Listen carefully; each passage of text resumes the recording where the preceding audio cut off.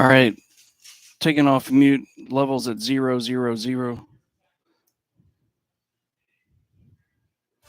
Try and bumper, try bumper, turn or return down.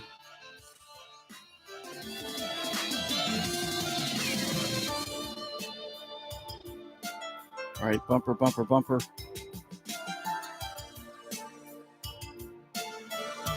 All right, testing again. 1, 2, 3, 4.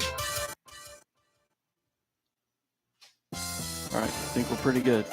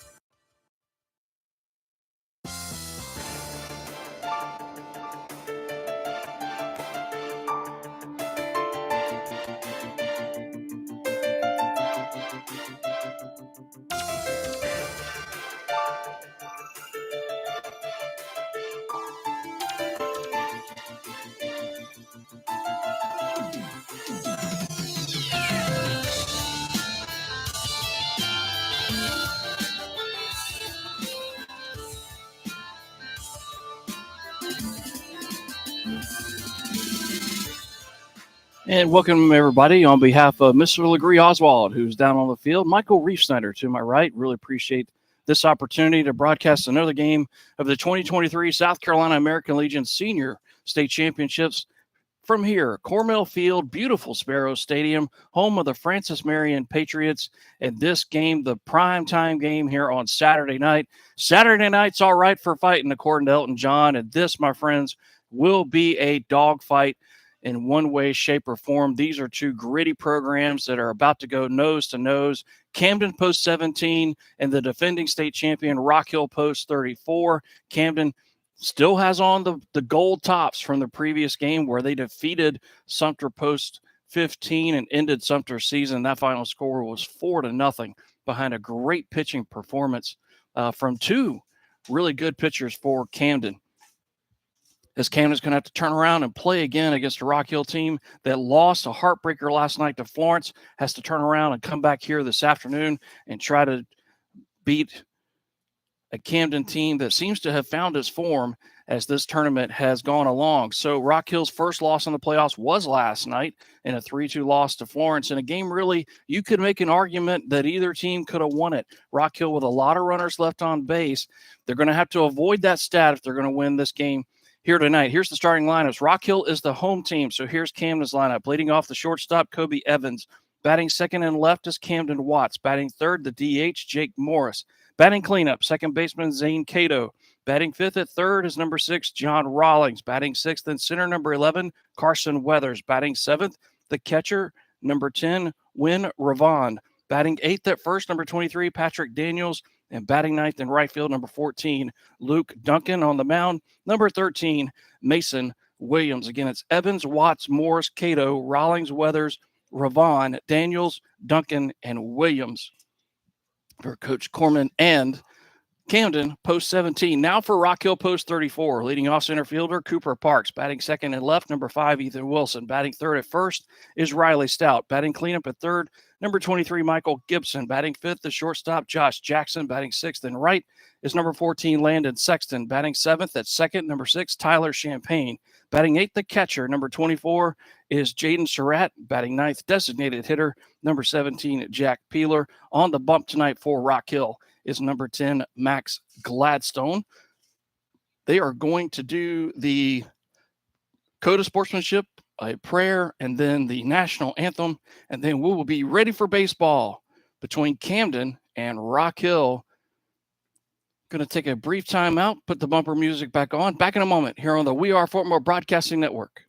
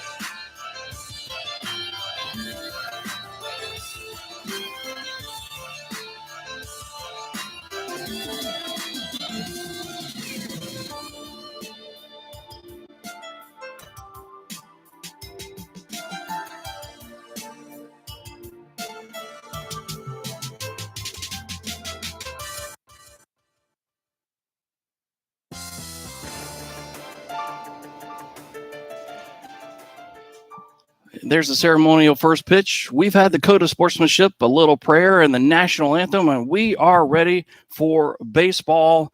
The greatest words in all of sports, in this humble man's opinion. Play ball, and play ball indeed. Rock Hill will take the field defensively. They are the home team against Camden, who have kept on the gold tops. I got to be honest with you, I like them.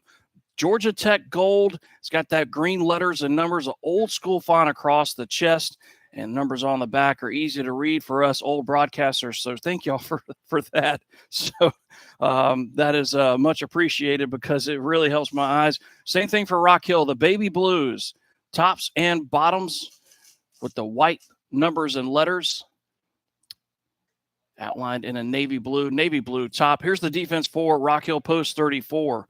On the bump, it'll be number 10, Max Gladstone. He'll be thrown to the catcher, Jaden Surratt. The third baseman is Michael Gibson. The shortstop is Josh Jackson. The second baseman tonight for Rock Hill, Tyler Champagne. First baseman is Riley Stout. And your outfield from left to right looks like this: Ethan Wilson, Cooper Parks, and in right field, Landon Sexton. So some folks were wondering if Landon Sexton would play in this game. He is, but I don't think in the way a lot of people might have anticipated. A lot of people might have thought he would start on the bump for Rock Hill. That is not the case.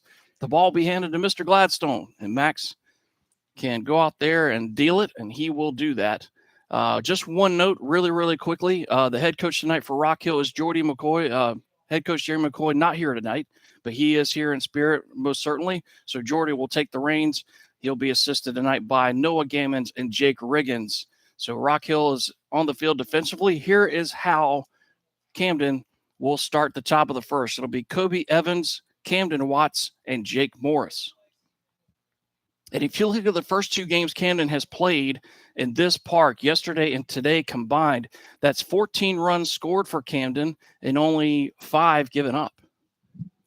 If they can repeat that feat against Rock Hill, they have a puncher's chance in this game. Now, Rock Hill's offense is a high-octane offense. It does not take much at all for them to get roaring and put it into fifth gear. So the key to beating Rock Hill is avoid the big inning, avoid that crooked number. For Camden, it's just kind of chip away and chip away and chip away. They play small ball, but they have some power as well. And in steps Kobe Evans. In the first game today, Kobe was 1 for 3, a couple of flyouts and a single. He'll step into the box, and we're ready for baseball. Gladstone kicks and fires. The pitch swung on and roped in the left field for a base hit. Well, that didn't take long. First pitch of the ball game is at 7:03 p.m. It is 90 degrees in Florence, South Carolina. It feels like a very nice 95, said no one ever. 47% humidity, wind blowing 10 miles an hour straight out to right field. So one pitch and the first base runner. Here's left fielder Camden Watts. Righty on lefty, the pitch. Fastball high and outside. Mr. Watts had a triple earlier today against Sumter.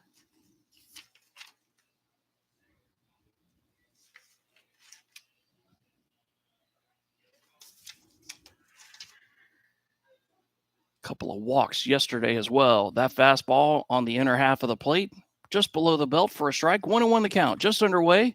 A runner at first. Nobody out for Camden post 17. Your defending Southeast Regional champions against the defending state champions. This is going to be fun. Breaking ball right down the heart of the plate, but missed low. Max has an array of pitches he can go to as long as he keeps everything down. My personal opinion on the times I've seen Max Gladstone, that's my book on Max. If he can keep everything down and live at the corners, he can be very successful tonight for Rock Hill post 34. And that pitch is swung on and hit straight back into the screen. And it's 2-2 to Camden Watts. Now, the key for Camden is keep the line moving. They've done a great job of that in the first two games here at Cornell Field and Sparrow Stadium. This ballpark is massive. 330 down the lines, 375 to the powers, 400 to dead center, and an 8-foot fence, oh, by the way. And there's a throw over to first. 58 feet. That's correct. 58 feet from home plate to the backstop. And it stays that way down both lines until you got about 100 feet down, and then the fence comes in about a 45-degree angle, and then foul territory is only 13 feet. The 2-2 outside corner with a breaking ball. Jaden Surratt wanted it, but the umpire wasn't buying what he was selling. 3 balls and 2 strikes.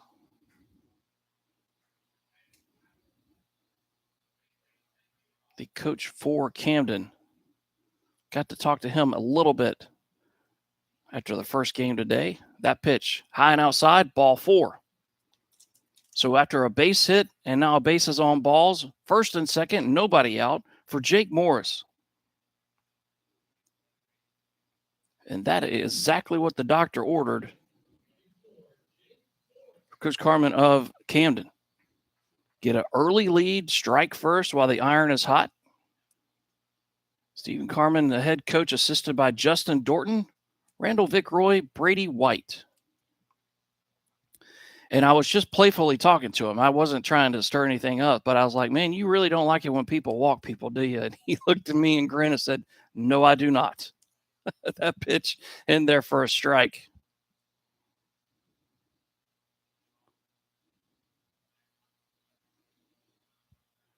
Top of the first, no score yet, but Camden already threatening. First and second. The 0-1 pitch to Jake Morris. Here it comes. Swung on and popped up a mile high, but it's going to take a left turn. It'll bang off the warning track and go out of play, foul. I want to say hello to one person I know who is watching the broadcast. That would be my boss, the head coach of Fort Mill Post 43 Seniors, Mr. Tom Skula, the all-time winningest coach in Fort Mill Post 43 history. 152, I believe, is the number.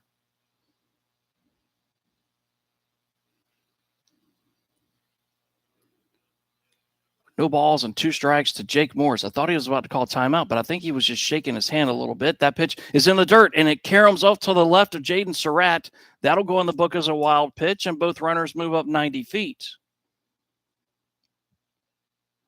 And now Camden really cooking with gas. Second and third, nobody out, and a 1-2 count to the 3-hole hitter, Jake Morris. And now, if you're Rock Hill Post 34, now you're just probably thinking to yourself, just limit the damage at this point. But if you're Camden, one big crooked number, and that could put all the pressure in that first base dugout. Pitch from Gladstone. Tried to check his swing. He did not. They appeal, and the umpire said he went around, and he did. And that's strike 3. So Gladstone climbs the ladder. Morris can't help himself. I didn't want to go into my strike 3 call because I wanted to make sure the umpire saw what I did, because I've done that before. That's pretty embarrassing. Oh, Furman, thank you for that message. Good luck, guys. Good luck indeed. These two teams are going to put on a show, and the winner of this game will take on Florence tomorrow for the state championship. That pitch is swung on and popped up. Shallow right field. On comes Sexton. He's also a pitcher. He's got a cannon. Will they attempt it? Yes, they will. Here's the throw to the plate. Not in time. A sacrifice fly for Jake Morris. Coming home to score is Kobe Evans. And Camden draws first blood, 1-0. Landon Sexton has a cannon, but Kobe Evans has wheels, and he beat the rap. And the grounds crew, let me tell you something, folks. The grounds crew here at Francis Marion do a phenomenal job. This field is in pristine condition. And the batter's boxes, they had it down to a science. But Evans just got it all over his jersey. So 1-0, Camden's the score. That pitch high and inside to Zane Cato. And actually, I said Jake Morris got the sac fly. Zane Cato gets the sac fly. Here's John Rawlings. And all of a sudden, the lights went out. It's had some demons around this place the last couple of days. There's a breaking ball right down Tom Hall Street, but it misses low. I've had issues with my equipment. I turn on the lights, and they just went off by themselves. Oh, I don't think this place likes me very much. The 2-0, fastball outside corner at the knees. My athletic director, Mac Banks, is going, that's because nobody likes you. I'm kidding. Runner at third, one out. Gladstone out of the stretch. Comes the pitch. The 2-1 is a breaking ball right on the outside corner, right above the knees. And John Rawlings, not a fan of that call. Now, the game prior to this one, Camden versus Sumter, both dugouts had some words exchanged with the home plate umpire. Still didn't get clarification about what that was about. Nobody would tell me. The 2-0 swung on and roped into right field for a base hit. Past the outstretched arms of Riley Stout. Hitting the bag at first is Rawlings. He's got a base knock. Coming home to score Camden Watts. And Camden doubles their lead. It's 2-0. And now a runner at first. One down for Carson Weathers. So Camden, Coach Carmen getting exactly what they wanted. A quick start. So now the question becomes, when does Rock Hill go to or get somebody up, warming up in the bullpen? Pitch from Gladstone. Fastball stays high. Now, here's the danger in doing that. If you go to the pen early, you have to keep in mind it's not only this game. Of course, you have to win the night. Your season's on the line. I get that. But at the same time, you have to keep an eye on tomorrow. Pitch from Gladstone. Fastball high and outside, 2-0. Because remember, the winner of this game will take on Florence tomorrow at 1. Now, if one of these teams beats Florence at 1, you got to turn around and play again at 4. So where I'm going with it is you have to manage this pitching staff very delicately. And, of course, this many games in a short period of time, both bullpens are taxed. That fastball high and inside, but called a strike.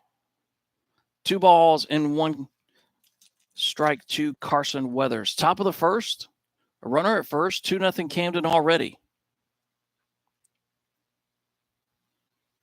Pitch from Max Gladstone, breaking ball. Stayed high the entire time as Max will wipe the sweat off his brow with his jersey. He is laboring at the moment. He's trying to find that breaking ball. And what I've seen so far is Camden is just sitting dead red. And when Max comes in with the fastball, they're gripping and ripping. The pitch swung on and missed. Max took a little something off that one. Had Weathers out in front.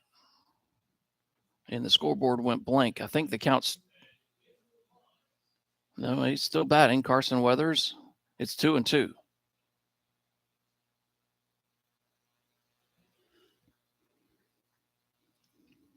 Happens to all of us. Pitch from Gladstone. Runner takes off for second. The pitch is swung on. It'll be fouled out of play right side. Heads up over there. Precious shade is the order of the day.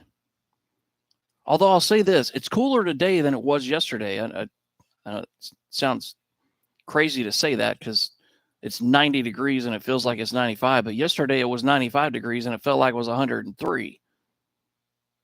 But down on the field, unlike yesterday there was stale air down on the field. Today you can actually feel the breeze down there. There's a slight breeze, about 10 miles an hour, blowing straight out to right field. Runner takes off for second again. The pitch is a breaking ball that gets past Jaden Surratt. The runner at second is going to head for third. So it'll go as a walk and a wild pitch. So Carson Weathers draws the free pass. The runner was in motion when the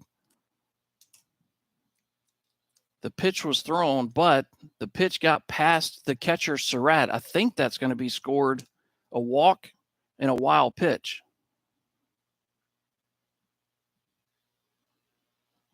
We will wait for the official score to put it in the book.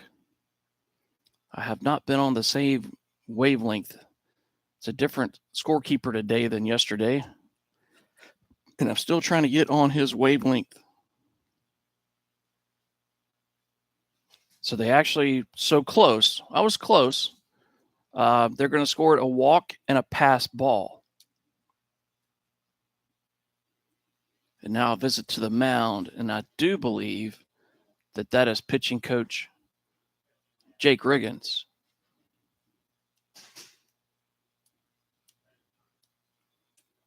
So the meeting on the mound is over. So runners at the corners for Camden.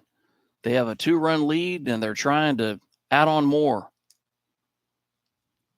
Started with a single from Evans, then a walk to Watts, a strikeout of Morris, a sac fly by Cato, Rawlings with a base hit, and now a walk to Weathers.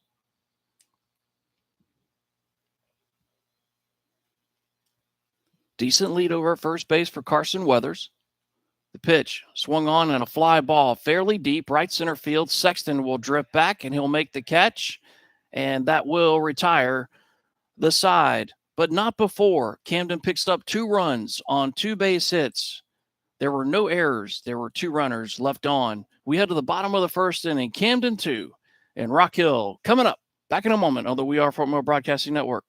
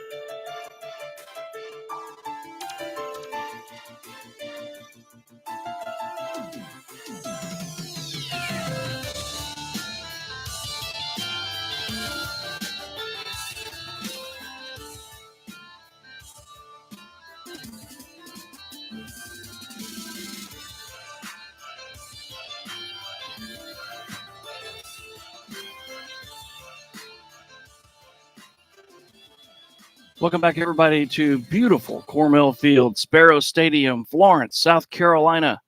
The 2023 South Carolina American Legion Baseball Senior Championships. The junior division will get their state championship tournament started up in just a few days' time. The home plate umpire is one of the well-respected, one of the bosses of an umpire association in the state of South Carolina. Been around a long time.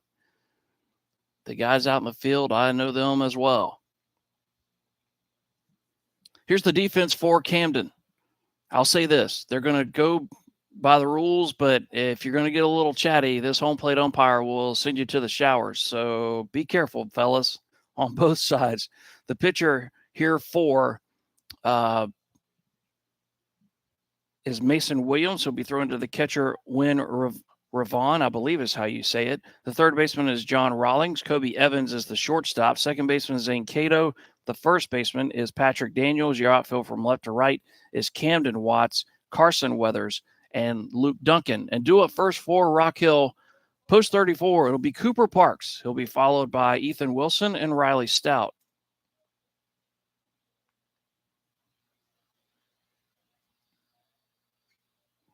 That pitch is swung on and roped into right field for a base hit. So what one team can do, the other one retaliates. Kobe Evans, first pitch he saw, hit it to left field for a base hit. Now Cooper Parks takes the first pitch he sees and rips it into right field. So the leadoff man aboard for Rock Hill. And that'll bring up the aforementioned Ethan Wilson.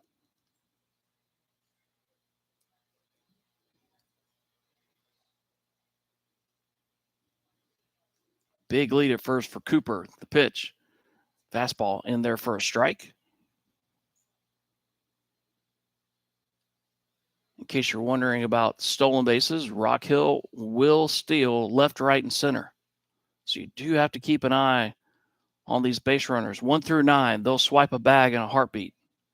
The pitch. Fastball high and inside.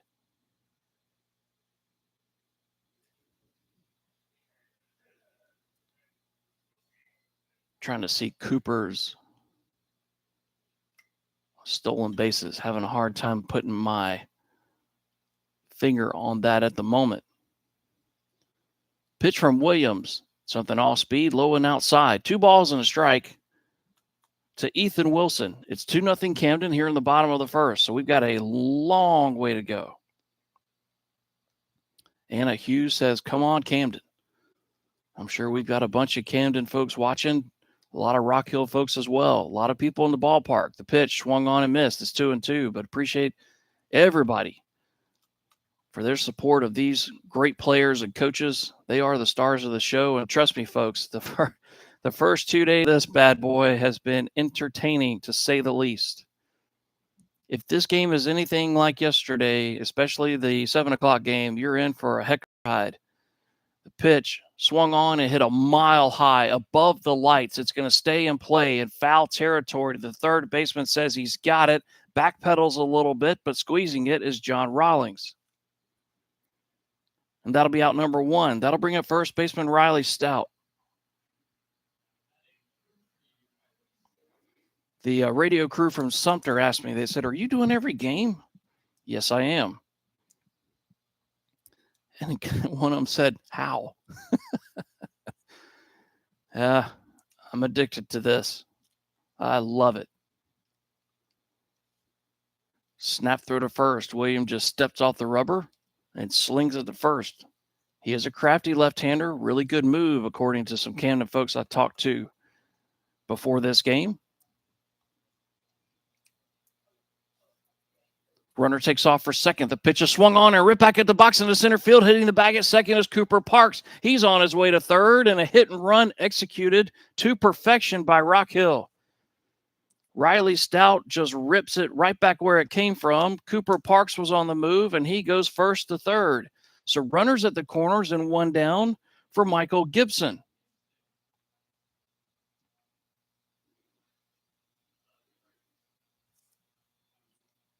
And that's the thing about Rock Hill. 1 through 9 is just one big bat after another. But Camden has shown that they can also swing the War Club really, really well. With some power, I might add. That pitch high and outside with the fastball. We saw that yesterday with Patrick Daniels' grand slam. We saw a triple in the game earlier today.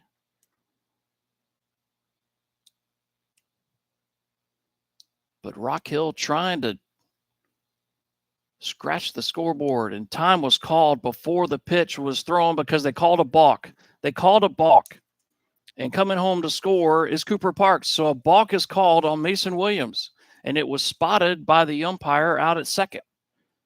So Rock Hill cuts the lead in half. It's 2-1, and it's a 1-0 count to Michael Gibson. We've seen that we saw that in the first game of this tournament.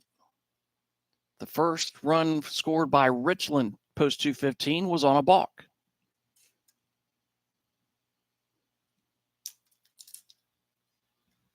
And from what I saw, I think Mason Williams came set, and then he kind of jerked his arm a little bit. That pitch swung on and missed.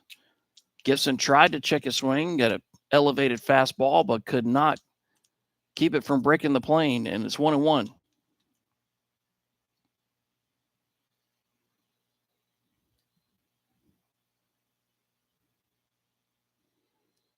Williams taking his time, brings the 1-1. Back foot breaking ball. The catcher can't find it. That's Ravon, and going into third base, sliding in safely is Riley Stout. We'll see how they score that. I think that's a wild pitch. If I remember correctly, I think has he got a Spring Valley? Yes. The Spring Valley Vikings. The 2-1 swung on and roped. Deep left field. This one's going to go over the left fielder's head. It's going to bounce out the top of the wall. Coming home to score is Stout. On his way to second is Gibson, and he is out. So that'll go as a single. It'll go as an RBI for Michael Gibson. The putout will go 7-4. So there's one for the scorekeeper. But we're tied at 2. So the bases are empty, 2 down for Josh Jackson. Gibson will be given a base knock there and an RBI. Sorry, I'm starting to run out of gas. My apologies. That pitch low and inside. This will be my 5th game in 2 days. Good times. I'm all over it. 3 more tomorrow. Let's get it on. Let's go. Pitch to Jackson. Swung on and popped up. Back our way. It's going to bang off the roof. I was waiting for it. We're still on the bottom of the first, y'all. 2-2. Pitch from Mason Williams. Swung on and missed. That's a back foot breaking ball, and Jackson was swinging for the downs. And Coach McCoy just kind of leans over at the waist in the third base coach's box. As the wind has picked up, the pitch, fisted foul back to the screen. It'll stay 1-2. Landon Sexton has a war club. He stands on deck. I ran into his mama at the concession stand before tonight's game.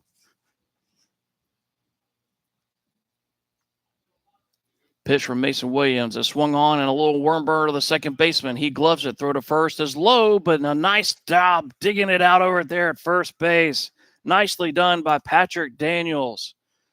And that will retire the side. But 2 runs on 3 hits for Rock Hill. No errors and none left on base. After 1 complete, Camden 2 and Rock Hill 2. Back in a moment on the We Are Fillmore Broadcasting Network.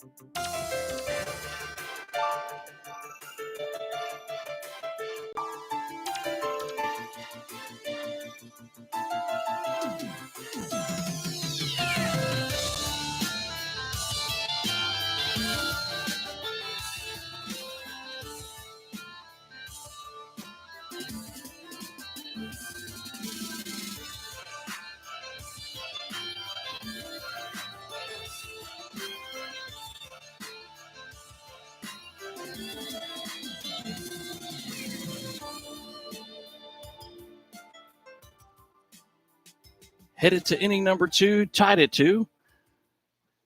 Here in the 5th game, here at Cornwell Field, Sparrow Stadium, home of the Patriots, as the South Carolina American Legion trying to crown a state champion here in 2023. Will it be Camden? Will it be Rock Hill? Or will it be Florence? Only time will tell. Max Gladstone back out on the bump for Rock Hill. And it's going to be 8-9-1 for Camden. It's going to be Patrick Daniels, Luke Duncan, and then Kobe Evans. As shadows begin to creep across the playing surface. Pitch for Max Gladstone. Fastball clips the outside corner. Max threw 25 pitches in that first inning, 14 strikes.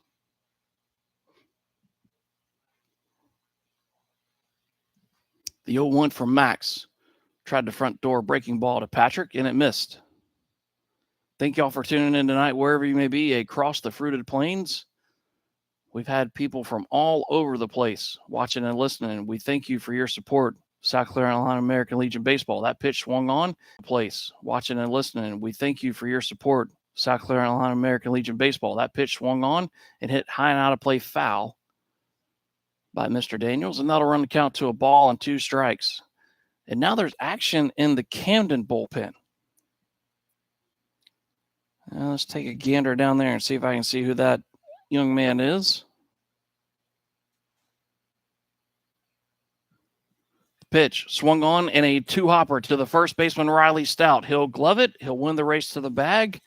If you're scoring at home, that's a 3 unassisted. 1 up and 1 down for Luke Duncan. And by the way, the youngster warming up in the pen for Camden is number 9, Jay Bowling. Now, if you're saying, well, wait a minute, he pitched in the game before this one. Yes, he did. But if you're within the pitching limits, you can pitch in back-to-back games. You just can't go over a certain number. You have to stay within a number. That pitch swung on and popped up a mile high, right side. Will it stay in play? Riley Stout over on the warning track will make the play. What a nice play by Riley. He got about halfway onto the warning track, and the wind started messing with that baseball. He had to go down to his left, and the glove, before the ball hit the warning track, he rips it off the surface. So 2 up and 2 down, and back to the top of the order we go, and Kobe Evans.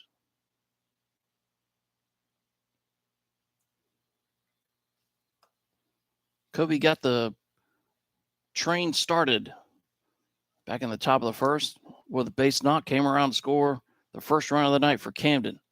Pitch from Gladstone. That one stayed high. 1-0 the count. We're tied at 2 in the second. And I'll say this. There's something neither coach wants here. The pitch, fastball, clips the outside corner at the belt. It's 1-1. Neither coach wants this to become a 13-12 game. Neither coach wants to go into their pen that much. You just can't. The 1-1, breaking ball outside corner, but a little too far off the corner, and it's 2-1. Because, again, you not only have to win this game tonight to advance, but you got to battle Florence post 1 tomorrow. And you got to beat them twice. The pitch, swung on and tomahawked high above the lights, foul territory. Waiting for the ball to come down is Michael Gibson, and he will squeeze it, and that will retire the side. 3 up and 3 down for Camden in the top of the second. We head to the bottom half. Score remains Camden 2 and Rock Hill 2.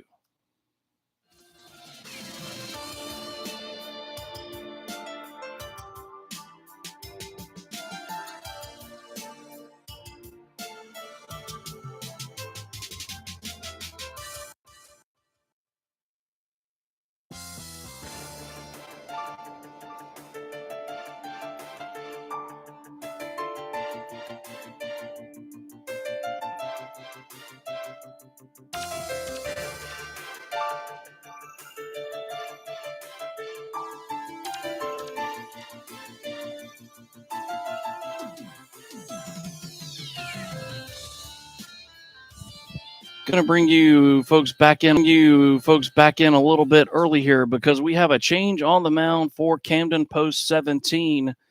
The night is over for Mason Williams. He went 1 inning, gave up 3 hits, 2 runs, both earned, didn't walk anybody, didn't strike anybody out, only threw 16 pitches.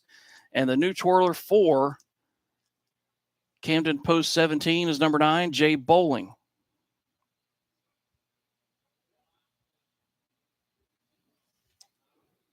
So Mr. Bowling did pitch in the game earlier today against Sumter.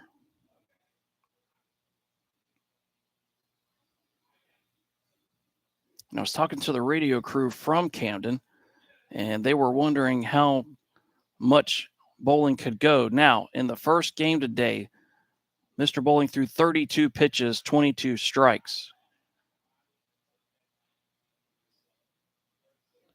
So Tom Schooler, the head coach of Fort Mill, thank you for that, Tom. He's saying with that number, Jay can go, but so with that equation, that means that Jay can go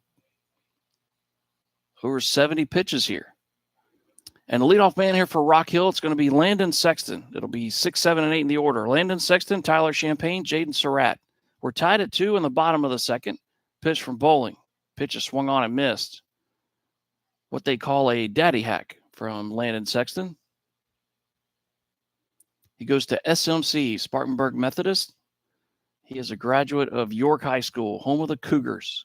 The pitch, outside, 1-1 the count. I met Landon when he was 5th grade, 6th grade. When I was the public address announcer for the Piedmont Pride, his mom and dad were big supporters of that organization, and Coach Joe Hudak. That pitch, just off the outside corner, is 2-1. And I've watched Landon from afar get just better and better and better, and now he is quite the weapon. Y'all should see him pitch. That pitch is swung on and roped over to the first baseman's head into right field. Landon will hit the bag, and he'll drop anchor. And that's what I'm talking about. He's not just a PO. He can swing the war club and play his position really well. So the leadoff man aboard here for Rock Hill in the bottom of the second. And that'll bring up Tyler Champagne, who I affectionately referred to last night as the Swiss Army knife for Rock Hill. Tyler can do it all. Tyler just graduated from Legion Collegiate. Pitch from Bowling, right down Tom Hall Street for a strike. The makeup of Rock Hill Post 34, you have York High School, Rock Hill, South Point, and Northwestern.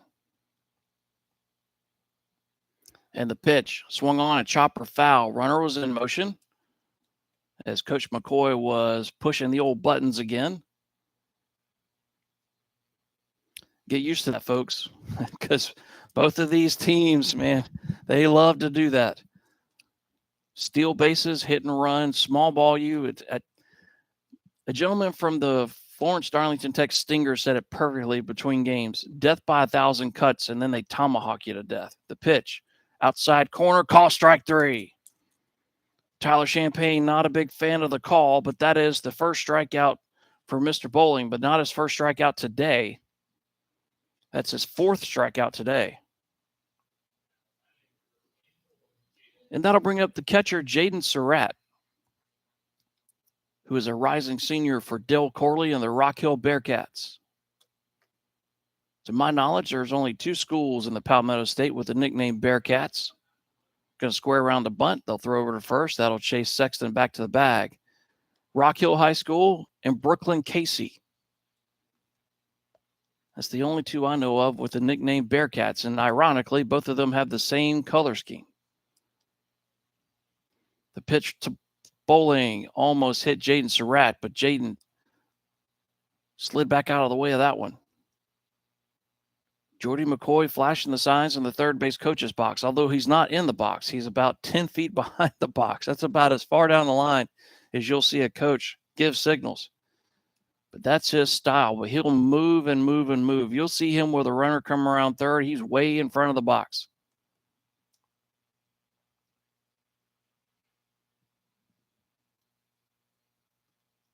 We're in the bottom of the second inning. A runner at first, 1 down. We're tied at 2. Pitch from Bowling. That one gets through the wickets of the catcher, Ravon, and it goes all the way to the backstop. And we've seen that a bunch in this tournament. This is a massive ballpark, and it has definitely played a role. I would imagine that would be scored a wild pitch. No, they're going to call that a pass ball.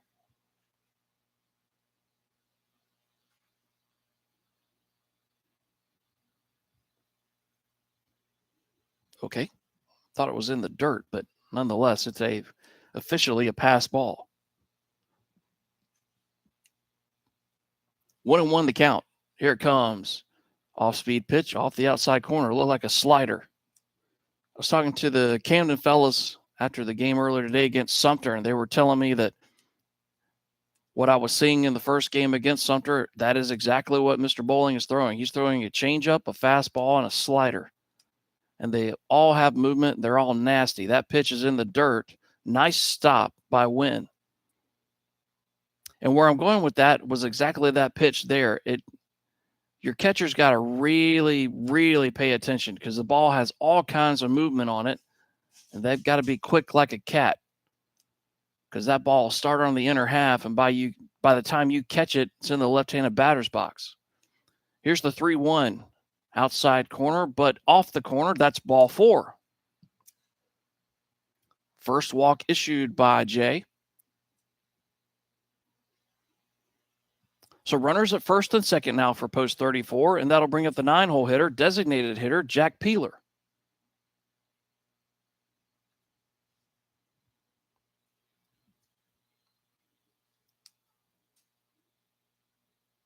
Jack out of York High School. He plays college baseball for the Fire Ants of USC Sumter.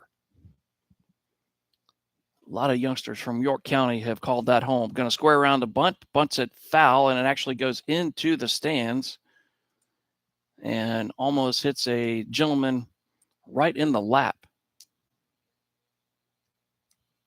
There is a netting from the front of each dugout around to the backstop. but over the dugouts there is not any netting. It's a little surprising, to be honest with you. Right at the edge of the dugout all the way to the other pole. Going to square around to bunt and bunts it right out in front of the plate. Bowlings only has one play, and he'll make it. And Jack Peeler, booking it down the line, made it a close play.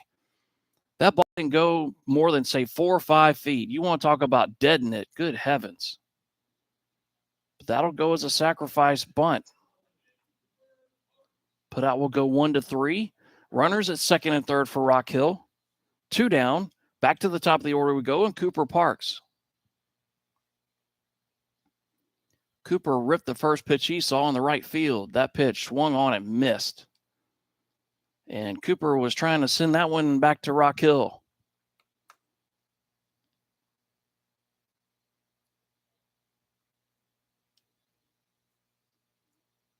About half the field in the shade. That pitch is swung on and a towering fly ball out into right field. But the right fielder, Luke Duncan, says he's got it, and he does, and that will retire the side. No runs, a hit, no errors, 2 left on base. We head to the third inning. Camden 2, Rock Hill 2. You fine folks are watching and listening to the 2023 South Carolina American Legion Senior Baseball Championships here on the We Are Football Broadcasting Network. Back in a bit.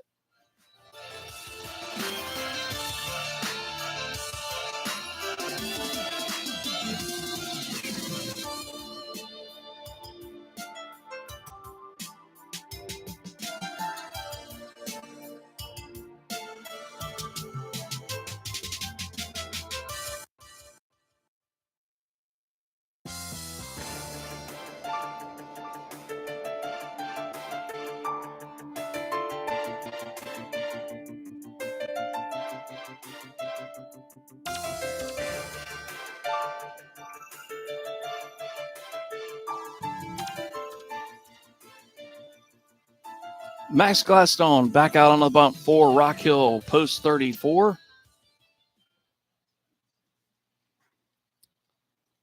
Some strategy being employed. The warm-up catcher for Rock Hill, pitcher Roman Edwards. You don't normally see that, but Roman obliges as Jaden Surratt will strap on the gear. Max has gone 2 innings, 2 hits, 2 runs, 1 earned, 2 walks, 1 strikeout. 34 pitches, 20 strikes.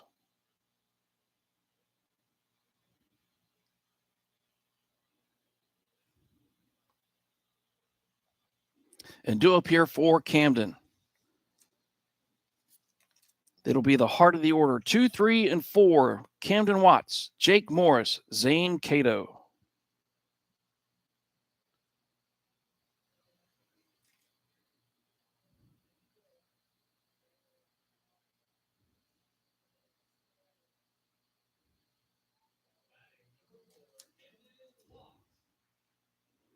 And here's Watts to get it started. First came around to score the second run of the game for Camden, and he watches a front door fastball come in a little too far inside for ball 1. 2 runs, 2 hits, no errors for Camden. 2-4-0 for Rock Hill. Breaking ball swung on and missed. That'll even the count at a ball and a strike. Is now the pitcher and the batter both in the shade. That'll cool it off a little bit. Maybe we can open this window in front of us. The pitch swung on and a tapper foul right side.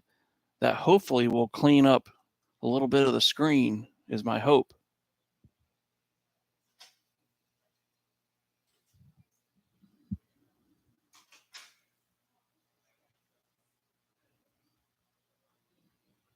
One and two the count. Here's the pitch from Max. Swung on and a little looper back into center field for a base hit. Nice job of hitting there by Camden Watts. Just threw hands to the zone, got the barrel of the bat to the ball, and hit it right back where it came from. Base hit number 3 of the day, of this game anyway, for Camden. Leadoff man aboard for the second time in 3 innings, and that'll take us to designated hitter Jake Morris. Jake struck out back in the first.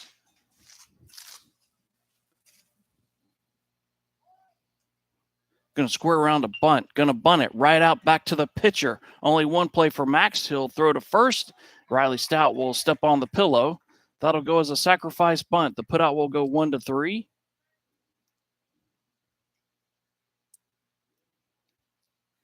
Watts will move into scoring position with only one down for the ever-dangerous Zane Cato.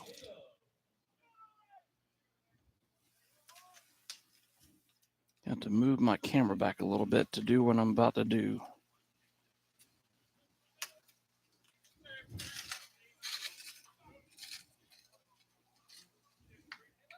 All right, hopefully that'll get the belt caught a strike. Appreciate y'all tuning in tonight, wherever you may be across the fruited plains. For those who don't know, I'm John Turner. I'm the voice of Fort Mill Post 43 Seniors. Appreciate you tuning in tonight, making us a part of your Saturday night. Hope everybody's doing well, wherever you may be. Pitch from Gladstone, the 0-1, high and inside. 1-1 is the count. And now Jaden Surratt's going to jog out there and have a talk with Max.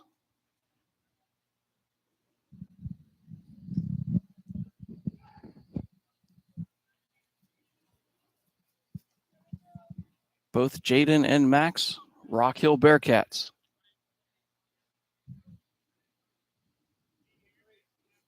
Head coach of the Bearcats, Del Corley, who was an assistant coach at Fort Mill High School when the Yellow Jackets won the 2002 state championship in baseball. The pitch swung on and foul back to the screen. And got a note from my buddy Ryan Chiz. Publicly rooting for Rock Hill, but in my heart, I'm rooting for the broadcast staff. Thanks, Ryan. A staff of one. We were a staff of three. But, you know, sometimes you got to have a little furlough. You know. Glad to be here. What an opportunity, and I'm humbled and just proud as heck to be here. That pitch is swung on and a one-hopper. Nice stab by Gibson. He's going to look the runner back to third, but now the runner takes off. Throw to first in time. It'll go as a fielder's choice, 5-3 on the putout. But nice base running there by Camden Watts. He waited for Gibson to pat the glove. He looked at him, stared him down. And as soon as Gibson went to throw to first, he took off for third.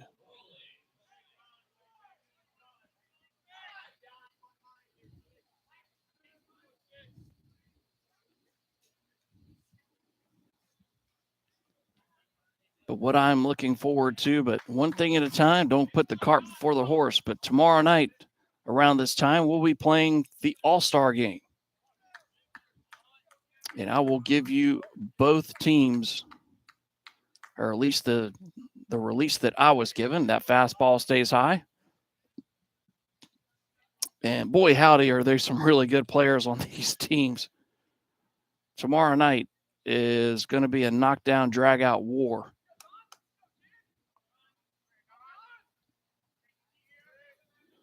Pitch to John Rawlings, swung on and popped up a mile high, shallow right field, coming over the second baseman Tyler Champagne, just in a foul territory, makes a basket catch. That'll take care of John Rawlings, and it will retire the side. No runs, a hit, no errors, one left on base. We head to the bottom of the third inning, Camden 2 and Rock Hill 2. Back in a moment on the We Are Fort Mill Broadcasting Network.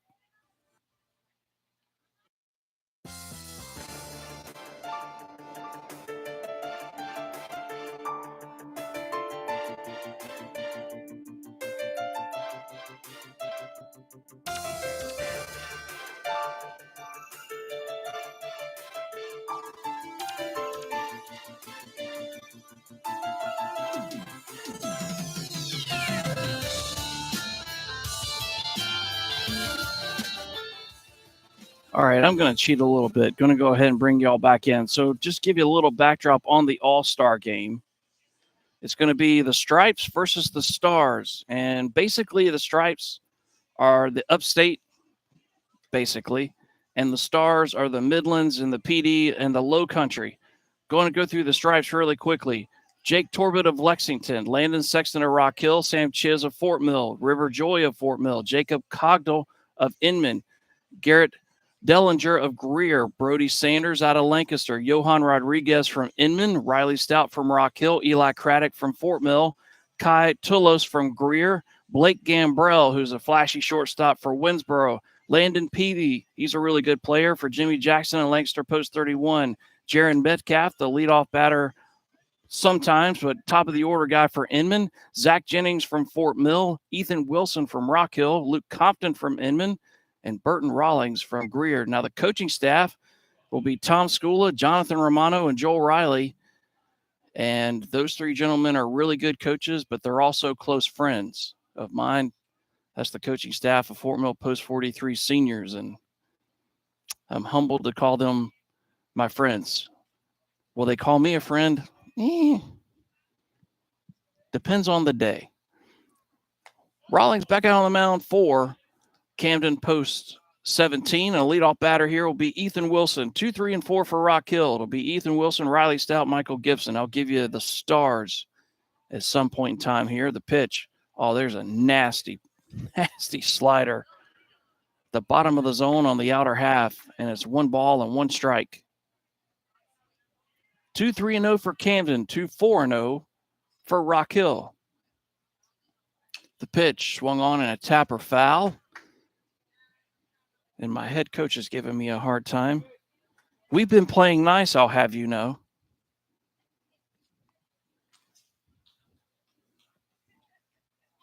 We've been behaving ourselves. But there's still a long way to go. I promise nothing. 1 and 2, the count to Wilson. Here it comes. Swung on and tomahawked in the deep center field. Nobody's going to get this one. It's going to go over the center fielder's head. It's going to go all the way to the base of the wall. Ethan Wilson will just glide on in to second base. I was trying to find the right adjective because he just kind of went into a stroll as he came around the first base bag, almost like he wanted to moonwalk a little bit. But that is a ringing double, and for the third straight inning, Rock Hill Post 34 has the leadoff man aboard. And that'll bring up Riley Stout. And I've said this a lot. Do not let his frame fool you. Riley Stout is a dangerous hitter. That pitch swung on and fouled off. Riley with a OPS of 1.169. 28 RBIs, 2 homers. Slugging .681. Other than that, he sucks out loud. I'm kidding. It's a joke. Sometimes my humor doesn't get across very well. The pitch to Riley swung on and whistled foul and out of play left.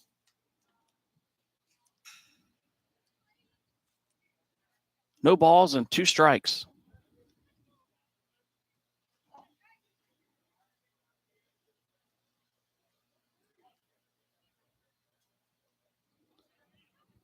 We're in the bottom of inning number 3 in what is essentially the quote-unquote semifinals and an elimination game between Rock Hill and Camden. The 0-2 to Riley Stout. Pitch swung on a tapper right back up the box. Nice play by the second baseman. All bounce throw to first. Bang, bang, play. Safe. Now throw behind. Gets by the third baseman. Coming home to score is Wilson. Going to second is Stout. That'll go as an infield base hit. It'll go as an error. It'll go as an E3, and Rock Hill takes the lead 3-2. And Camden with an uncharacteristic self-inflicted wound.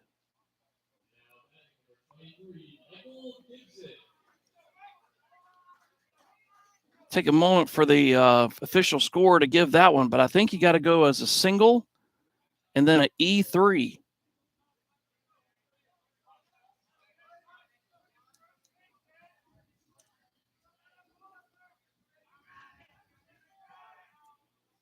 Pitch from Rawlings, front door breaking ball right in there for a strike to Michael Gibson.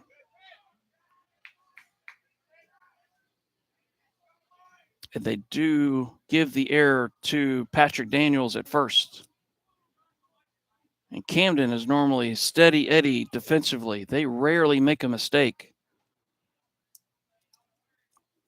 And by the way, that is the 6th base hit for Rock Hill.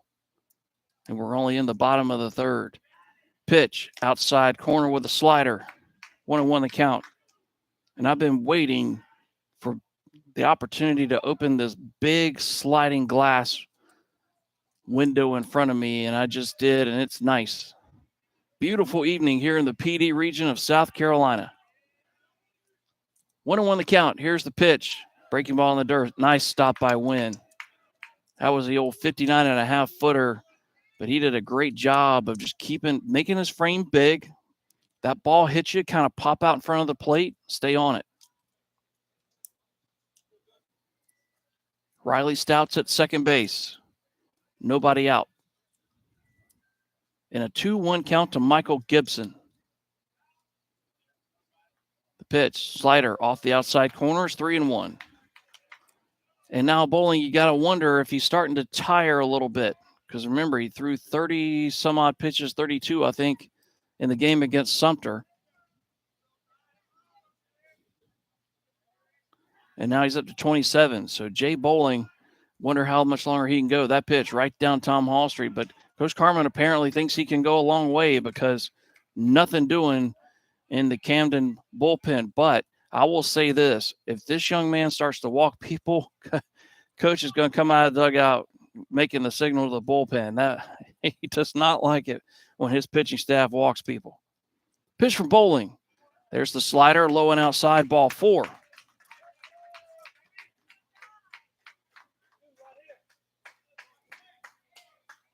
So first and second for Rock Hill Post 34. And on cue, here comes the head coach of Camden. Let me tell you something about him. He does not waste time getting to the mound. Man on a mission. He's going to have a chat right here with the pitcher, the catcher, and the third baseman for Post 17.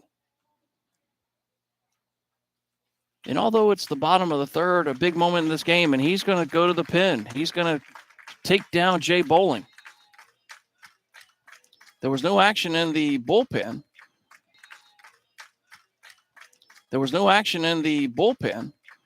So now it makes me wonder, that's why. Because the third baseman is going to take over on the mound.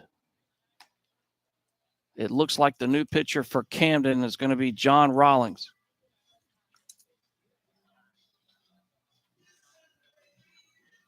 It will be. So a pitching change for Camden.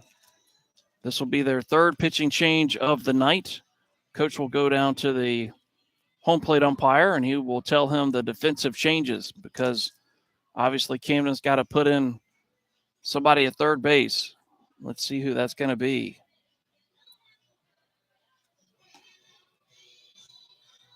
Patrick Daniels out there. He's going to still be at first base. Zane Cato will stay out at second.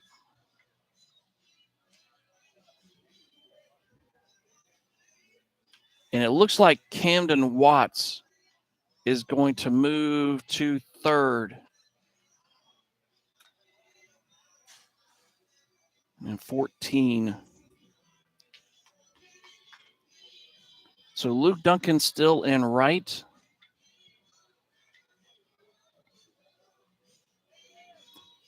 All right. So there is the change. I think I got it all squared away now. So there's all kinds of changes for Camden, but we'll just go ahead and give you the simplified version because the home plate umpire is having to go over it here. So the new pitcher for Camden is John Rawlings. The new third baseman for Camden is going to be Camden Watts. So Camden Watts moves to third. John Rawlings moves from third to pitcher. And then insert Macon Leppert into right field and move Luke Duncan to left.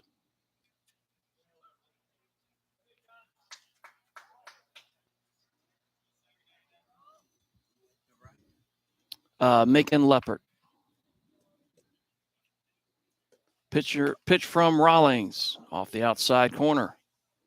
So all kinds of switcheroos. A scorer's nightmare, as it were. Luke Duncan moved from right to left. Yes, sir. No, I don't think so. That pitch gets by the catcher. It's going to go all the way to the backstop, and it's just a slow roller. That's a sinking feeling for a catcher. Goodness. So give you the changes once again. So the night is over for Jay Bowling. He was taken off the bump. John Rawlings moves from third to the mound. At third base is now Camden Watts. Luke Duncan moves from right to left and start making Leppert into right field. Now, my guess is going to be the batting order will stay basically the same, except now you're going to have to do something. You're going to have to make one more additional change, 1 through 9, and that pitch is a fastball to Mr. Jackson, and it misses. 3 balls and no strikes here to Josh Jackson.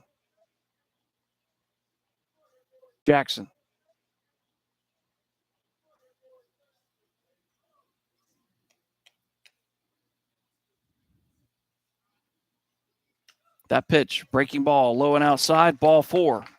And that is exactly what the head coach of Camden did not want to see. So now the bases are loaded for Landon Sexton. Back-to-back free passes. You don't see Camden walk a lot of people. But now ducks are on the pond. Baby blue jerseys as far as the eye can see. And now Camden is going to play on the lip of the grass, which you would expect them to do. Fastball bangs the outside corner to Landon Sexton. Landon ripped a base hit his first time up. That led off the second. But he ended up being stranded. Pitch from John off the outside corner. Mr. Rawlings out of Blythewood High School. 6 feet, 170 pounds is what they list him at.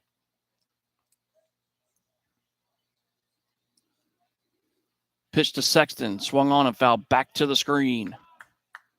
This is ripped there by Landon. 1-2 the count.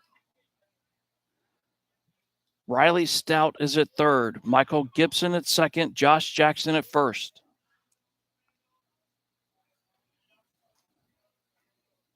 In the pitch, outside corner, just off the outside corner, 2-2. Now, may I gently remind folks that Sumter had the bases loaded and nobody out earlier today against Camden, and Camden shut the door. Sumter scored zip. So Camden has seen this movie before. The 2-2. Outside corner, call strike 3. Got him. What a pitch from John Rawlings. Holy smokes. His first K, second strikeout for Camden pitching, and that'll bring up Tyler Champagne. Boy, what a game this is starting to turn out to be. Oh, man. And the pitch, fastball high and outside. I'll say this in the art of fairness. It's exciting for a neutral like myself, but for those fans of Rock Hill and Camden, this is nerve-wracking as all get out. The 1-0. Checked his swing. Actually, never even really started his swing. 2-0 the count to Tyler Champagne. And trust me, I understand. I do. You're chewing on fingers. Your legs going 90-0. You're fidgety. I totally understand. The 2-0 fastball right down Tom Hall Street. It's 2-1 to Tyler Champagne. Rock Hill 3, Camden 2.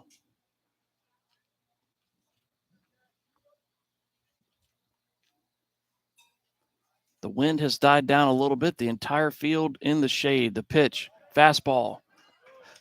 Gonna guess it's a little bit high. I think it was. Maybe right at the letters, a little above the letters. It's 3-1. One more outside the zone will walk in a run. And now more action stirring in the Camden bullpen. The pitch swung on it, missed. Tyler Champagne was trying to send that bad boy back up I-77. I got to say this, though. I do love his army green colored DeMarini bat. That one and the gold gorilla one. I like that. Payoff pitch. Here it comes from John. Swung on and missed. Challenged him, and Tyler could not catch up to the heat. Back-to-back Ks for John Rawlings. Can Camden do it in back-to-back games? It was bases loaded, nobody out. Now it's bases loaded and 2 outs. And if Rock Hill is going to add on more runs, going to have to do it with 2 outs. And here's Jaden Surratt.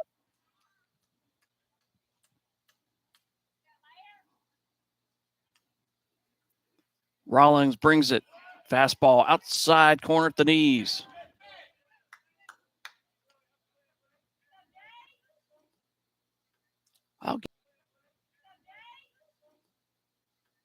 I'll give this for John. He's not messing around. He's just like, hey, you know what? Here it is. Show me what you got. The pitch. That looked like the breaking ball, that slider, breaking far and away from Jaden Surratt. Jaden walked back in the second.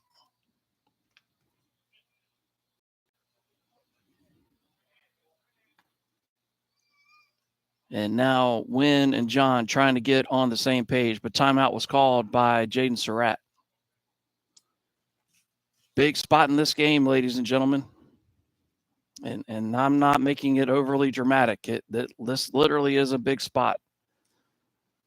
Here comes the 1-1 off the outside corner, 2 balls and a strike. Stout's at third, Gibson is at second, Jackson at first.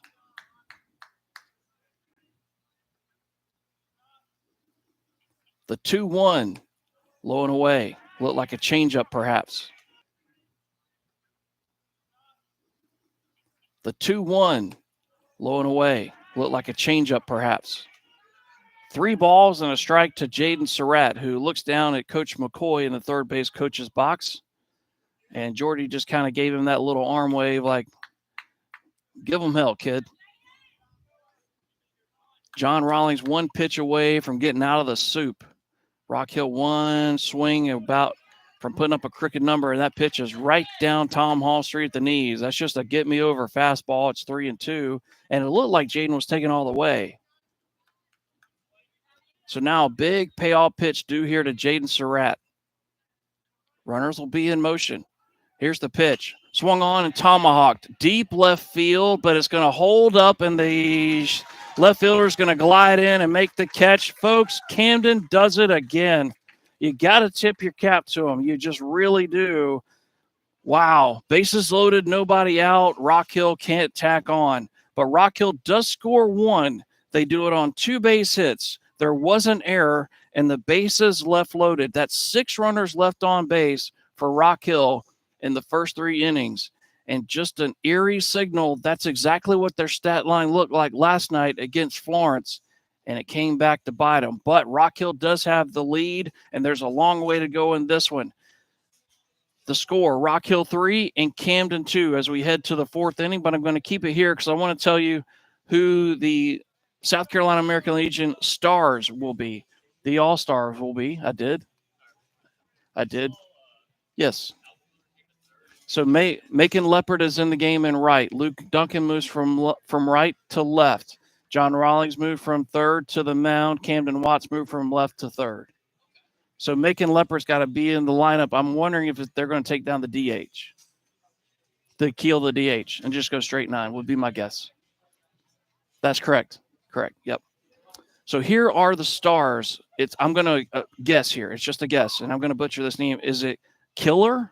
It's Keillor. Osborne out of Charleston. Aiden Palmer out of Florence. Tanner Hall from Florence. John Rawlings from Camden. Zach Hunt from Florence. Ben Blackwell from Camden. Blake Wall from Horry. Post 111. Clayton Cato from Sumter. Shamar Symes from Florence. Corbin Wright out of West Columbia. Dontarian Davis out of Spartanburg. Dubose Rembert from Sumter. Colin Minshew from Florence. Kobe Evans from Camden. Jayshawn Bimbo from Sumter. Brody Cook from Florence. Camden Watts from Camden. And Cole Harding from Easley Post, 52. And the coaches will be Tony Caden and Lawton Hendricks. That is the All-Star. That's the stars in the All-Star game. Stars versus Stripes. Tomorrow night, 7 o'clock. Let's get it on. But back to business here. Max Gladstone, the starter, back out there for Rock Hill. 3 innings pitched for Max so far. 3 hits, 2 runs, 1 earned, 2 walks, 1 strikeout, 45 pitches, 28 strikes. And he's going to face Carson Weathers to start the 4th. Max kicks and fires Weathers to start the 4th. Max kicks and fires and fisted foul left side. Carson walked back in the 1st. We're in the top of the 4th. Rock Hill 3, and Camden 2. Pitch from Max Gladstone, right down Tom Hall Street with the old Uncle Charlie.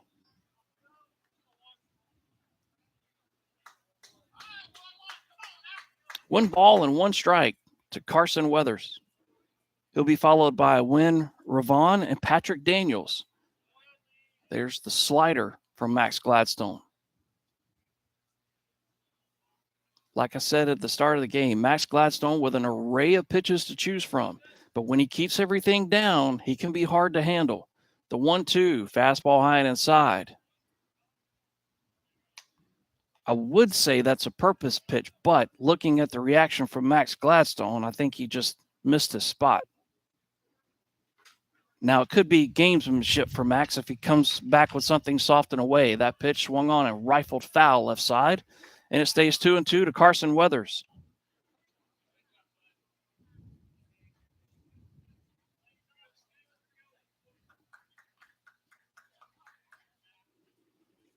Carson out of Blythewood. Gladstone kicks and fires. The pitch swung on and tomahawk down the left field line. It's a foul ball. Woo. It was fair until the last, 5 or 6 feet, and it just went maybe a foot and a half foul. And that would have been at least 2, maybe 3, because that ball, the way it hit the grass and took a left turn, it banged off that fence, that 3-foot fence down there that's at an angle. And who the heck knows where the ball would have gone off that chain link fence? Could have gone anywhere. But nonetheless, it's a foul ball. So Rock Hill dodges a bullet. The pitch swung on and tomahawked. Deep left field. Going back to center fielder. Still going back in front of the track, running it down and making the catch is Cooper Parks. Carson Weathers tomahawked it, but unfortunately he sent it to the wrong part of the yard. Remember, folks, it's 375 to the Powers, 400 to dead center. I'm going to go ahead and go out on a limb. That ball right there in a lot of places in American Legion Baseball in this state would have been a home run. But 1 up and 1 down for the catcher. Wynn Ravon is how I think it's pronounced, I think. The breaking ball stays high. Up in the box, we've been trying to get clarification on that, but Wynn is a Spring Valley Viking, stocky young man. Breaking ball right in the front door, called a strike. It's 1-1. Wynn hit the ball hard his first time up, but he flew out to right fielder Landon Sexton, so he's in the book 0 for 1 today. Pitch from Max, swung on it, missed. There's a little Linda Ronstadt. A little high cheese and a blue bayou, and it's 1-2.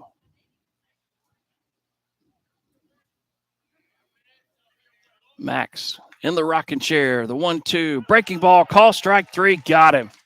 What a nasty pitch from Max Gladstone. And, man, both pitching staffs in this game are just laying pitches in there.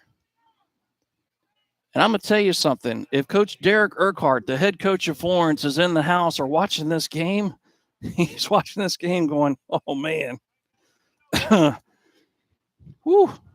2 up and 2 down for Patrick Daniels. Be careful here. This kid's got pop. Pitch swung on and tomahawked into deep center field. Cooper Parks still going back to the track, makes the catch. Oh, baby, put a star by that one. An over-the-shoulder catch right before he gets to the wall.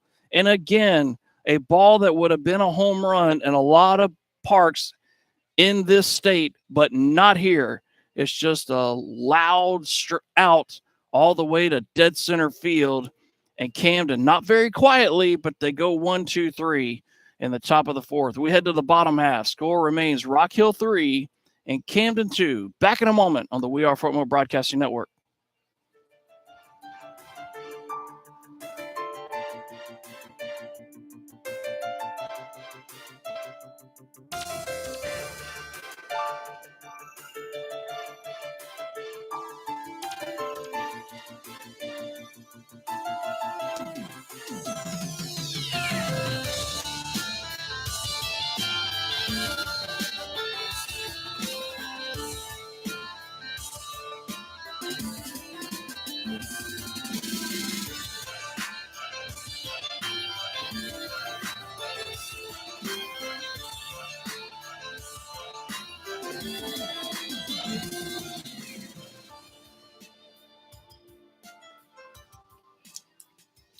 Headed to the bottom of the fourth inning. Rock Hill 3, Camden 2 is the score. The score line 2-3-1 for Camden. 3-6-0 for Rock Hill.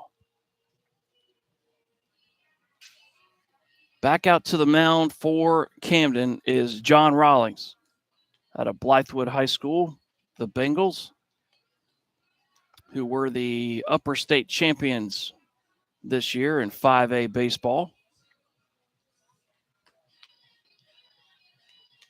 If I remember correctly, the River Bluff Gators won the state championship, if I remember correctly. But people who know me very well know that my memory doesn't often serve me very well at all.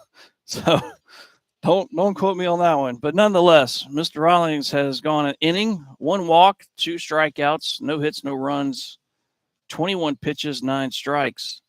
And he will face 9, 1, and 2. The scheduled hitters are Jack Peeler, Cooper Parks, and Ethan Wilson.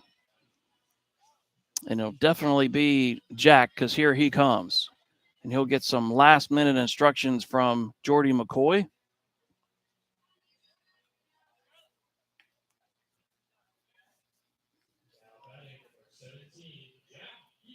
Jack laid down a sac bunt. Did that back in the second.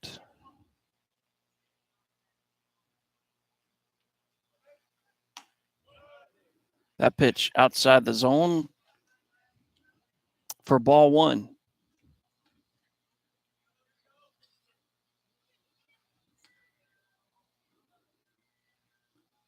John brings it.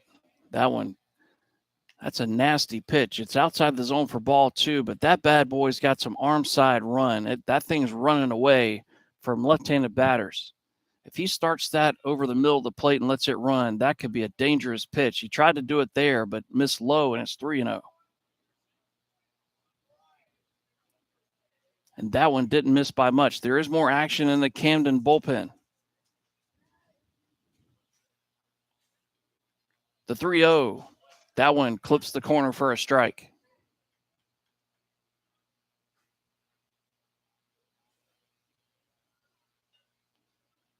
I believe the young man warming up in the pen, as that one is whistled foul left side. It's 3-2.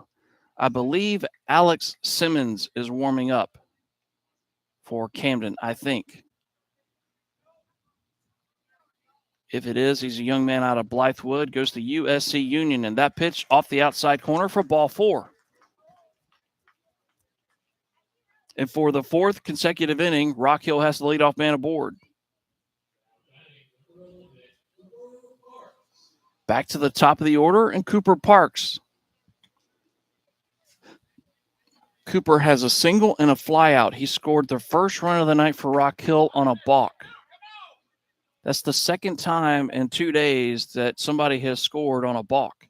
The pitch swung on and right to the shortstop. They're going to throw to first, not in time. What an outstanding play by the shortstop, Kobe Evans. Wow. A scalded dog, and he caught it, had his feet in the right position, and fired a bullet to first.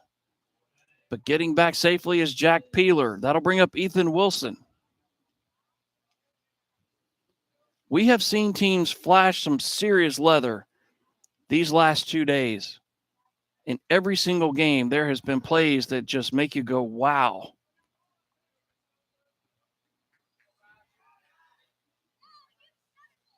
Diving catches, over the shoulder, basket, just all kinds of acrobatics. And now Jack Peeler way off the first base bag. I think he was trying to induce a balk, but all Rawlings simply did was step off the bump.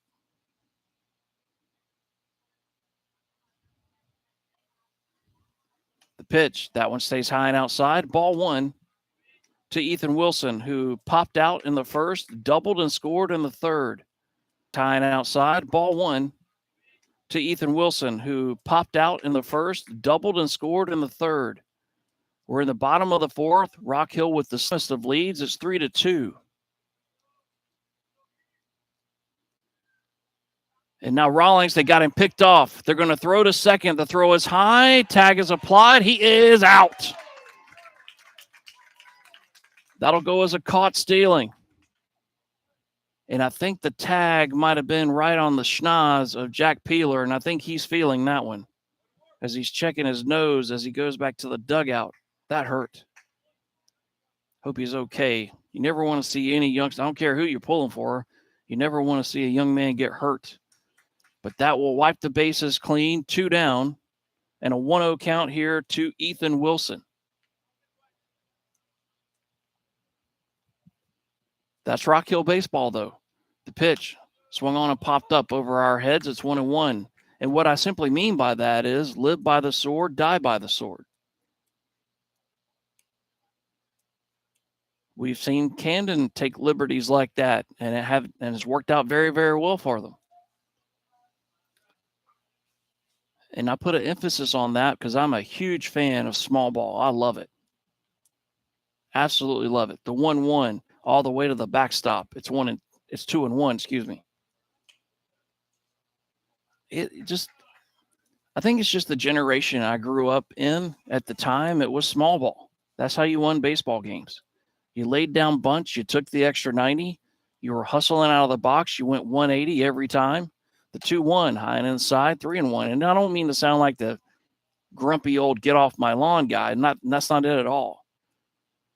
But if you watch closely and you look at the teams that win championships or at least get to the championship game, that's how they play. Pitch swung on and fouled off. It's 3-2. Now, I'm not saying they do it all the time. There is some power numbers in there as well. Don't get me wrong. But, again, teams that can lay down the bunt, teams that can run the bases really well, they're aggressive, they put pressure on the other team's defense, those are the teams normally successful. 3-2 pitch. Here it comes. And it swung on and roped back at the box in the center field for a base hit. Ethan Wilson is 2 for 3. Base knock number 7 tonight for Rock Hill. And that'll be a 2-out base runner for post 34. And that'll bring up first baseman Riley Stout. And Mr. Stout is 2 for 2 with a run scored.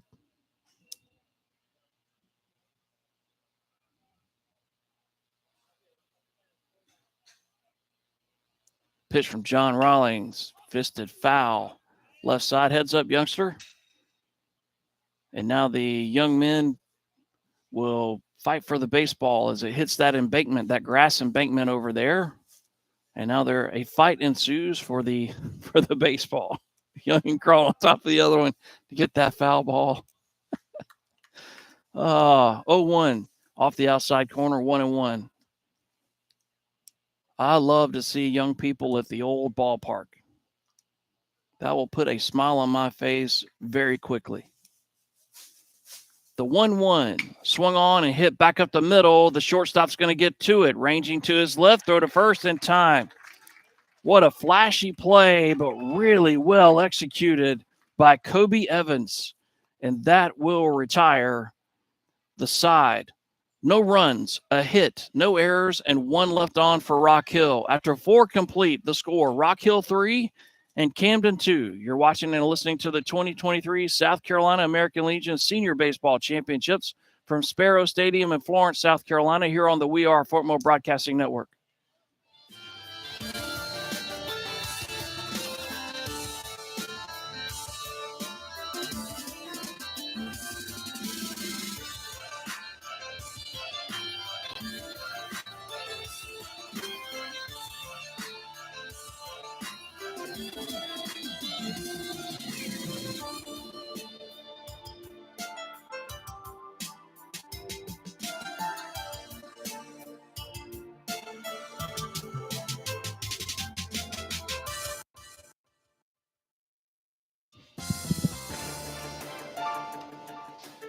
I want to give a big shout out to the operations and maintenance crew here at beautiful Sparrow Stadium, Francis Marion University. Folks, they do an outstanding job, from the folks who take care of the press box to the dugouts to everybody, all the men and women who take care of this beautiful facility, all the field maintenance.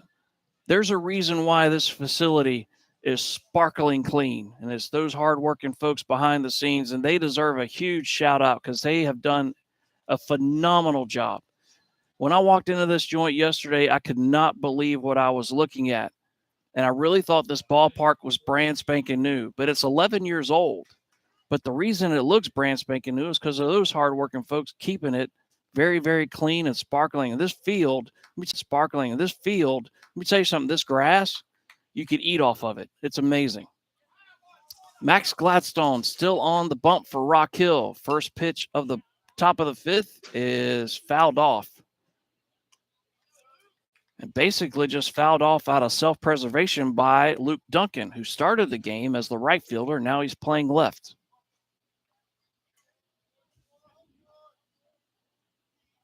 Pitch from Max Gladstone. Breaking ball stayed high.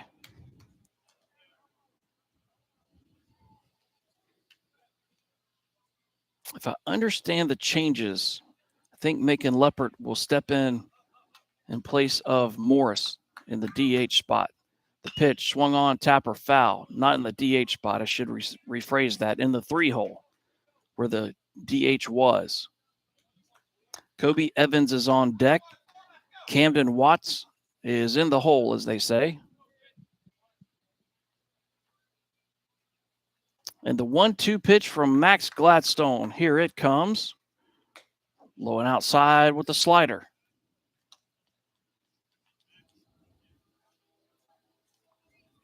Two balls and two strikes to the leadoff batter here in the top of the fifth.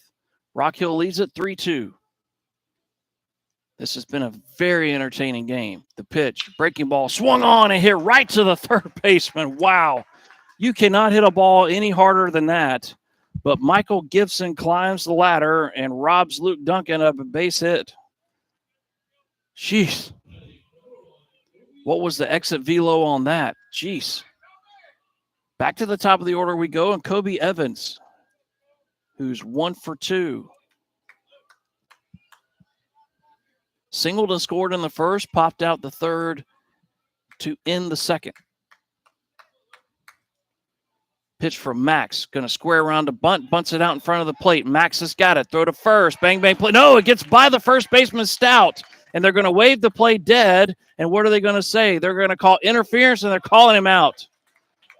The home plate umpire halfway up the first base line, they're going to call interference on the runner, and I know exactly why. Here's the rule. He was not in the running lane. And when the throw to first went to first, he was inside the line. And when he got to first, he interfered with Riley Stout. And I'll guarantee you that's what the call is. There'll be an argument here from the coach of Camden, and I don't blame him. I do not blame him. But what I saw was the runner was inside the baseline. And as the throw went to first, it sailed past Riley Stout. But here's the thing. If you're running up the first baseline and you're inside the chalk, and then at the last second you merge to the right and step on the bag, that can be deemed interference. To avoid that call, you have to stay to the foul side of the line, run in the running lane, and then you can make a move to the left to get to the bag. That's okay. But the opposite is not okay. And that pitch is swung on and popped up the chute. Josh Jackson says he's got it, and he does, and that'll retire the side. Nothing across for Camden at the top of the fifth, so we head to the bottom half. Score remains Rock Hill 3 and Camden 2. Back in a moment on the We Are Fort Moore Broadcasting Network.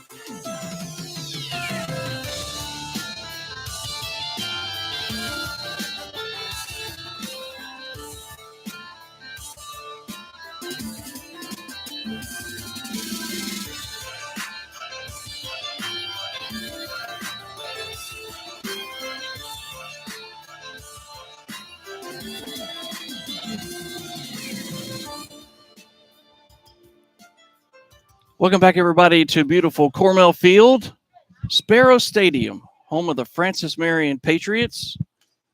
I think there might be some changes for Rock Hill. One of the Rock Hill assistant coaches was out talking to the home plate umpire. So I went to the official score during that break to seek clarification, and that was the call. The runner was inside the baseline, and when you do that, you are susceptible to being called for interference, and that is the home plate umpire's call, and that was the call. I'm not saying it was right, wrong, or different. Just telling you that's how they scored it. So we hit the bottom of the fifth. That pitch is swung on a tomahawk, deep left field, but Duncan says he's got it, and he does. One pitch, and Michael Gibson is out.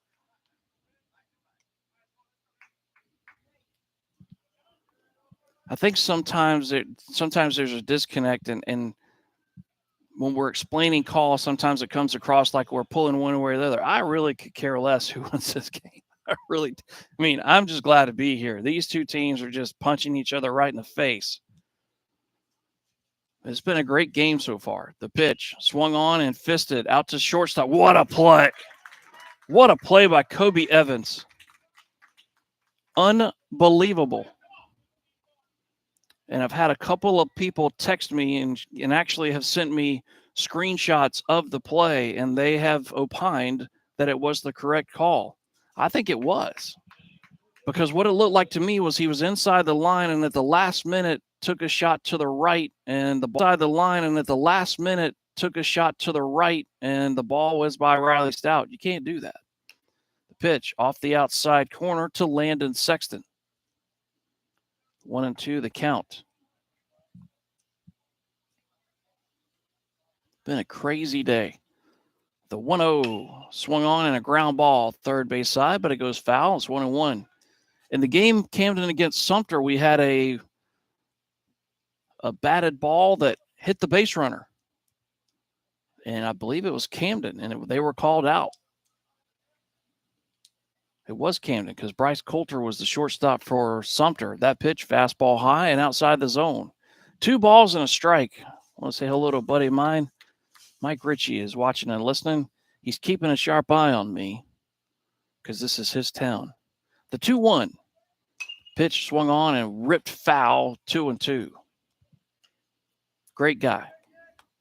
Coach Skula has opined. All kinds of people have reached out, and I appreciate that very much. Yeah, it's the thing I love is all the what I call baseball nerdiness. I absolutely love it.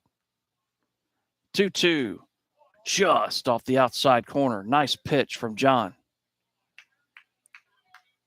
Mr. Rawlings wanted that one, but it's 3-2 to Landon Sexton.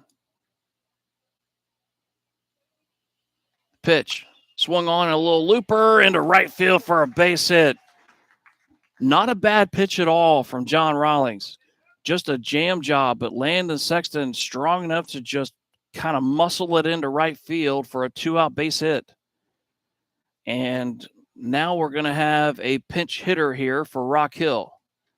And the pinch hitter for post 34 will be Jay Douglas. So there is a change. So take down Tyler Champagne and put in Jay Douglas. I thought there was going to be a change because I saw an assistant coach for Rock Hill go to the home plate umpire, and the gentleman behind the plate took out his little black book. No, that is not his dinner order for later on tonight. Although there could be a page for that, but usually it's the lineup card. The pitch swung on Tapper to the third baseman. He's got it. Settles his feet. Pats the glove twice, throw to first in time, and that will retire the side. No runs, a hit, no errors, 1 left on base. After 5 complete, Rock Hill 3 and Camden 2. Back in a moment, you're watching the 2023 South Carolina American Legion Senior Baseball Championships here on the We Are Football Broadcasting Network.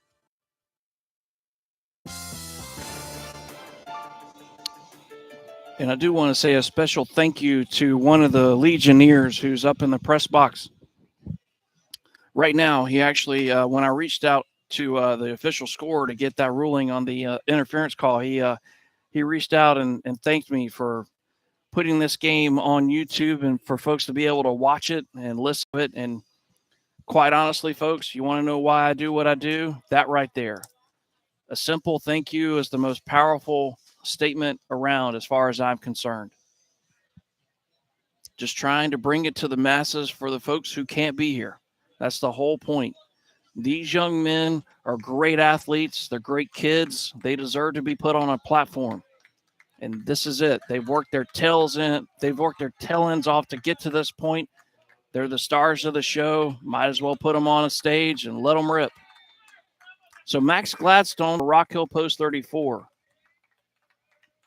And the first batter he will face, according to my lineup card, is going to be Macon Leopard. Max kicks and fires. The pitch swung on and muscled foul, and I mean big time, way out of here over to the left end of the parking lot. That was pitch number 66 for Max. No balls and a strike to Macon Leopard, who came into the game. That pitch, an Uncle Charlie right down Tom Hall Street for a strike. Macon was the catcher earlier today against Sumter. He came into this game when John Rawlings moved from third to the mound.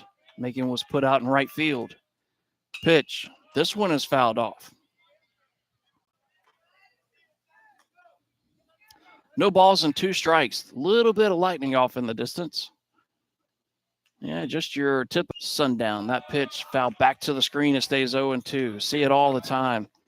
One of my neighbors moved in from Brazil, of all places. Lovely lady. Very, very nice lady. Get along famously with her. But those first couple of thunderstorms we had, she was like, what in the heck is this? She was not used to what we just become accustomed to. That just these thunder boomers late in the day in the middle of the summer. It's just another day in South Carolina. You know, it's how we roll. Another 0-2 pitch. Here it comes. Again fouled off. Nice at bat here from Macon Leopard. He is really, really making Max Gladstone work here.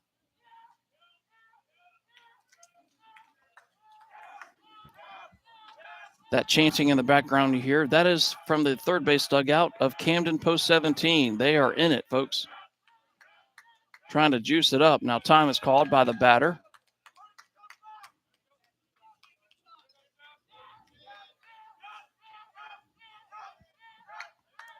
Another 0-2 pitch due here to Macon. Here it comes. Swung on a miss. Got him. What a pitch by Max.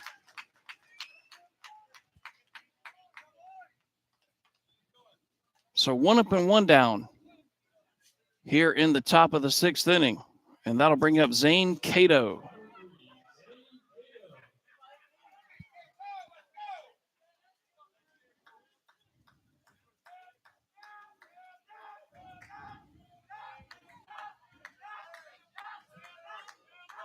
And the lights went out again. The pitch swung on out back to the screen.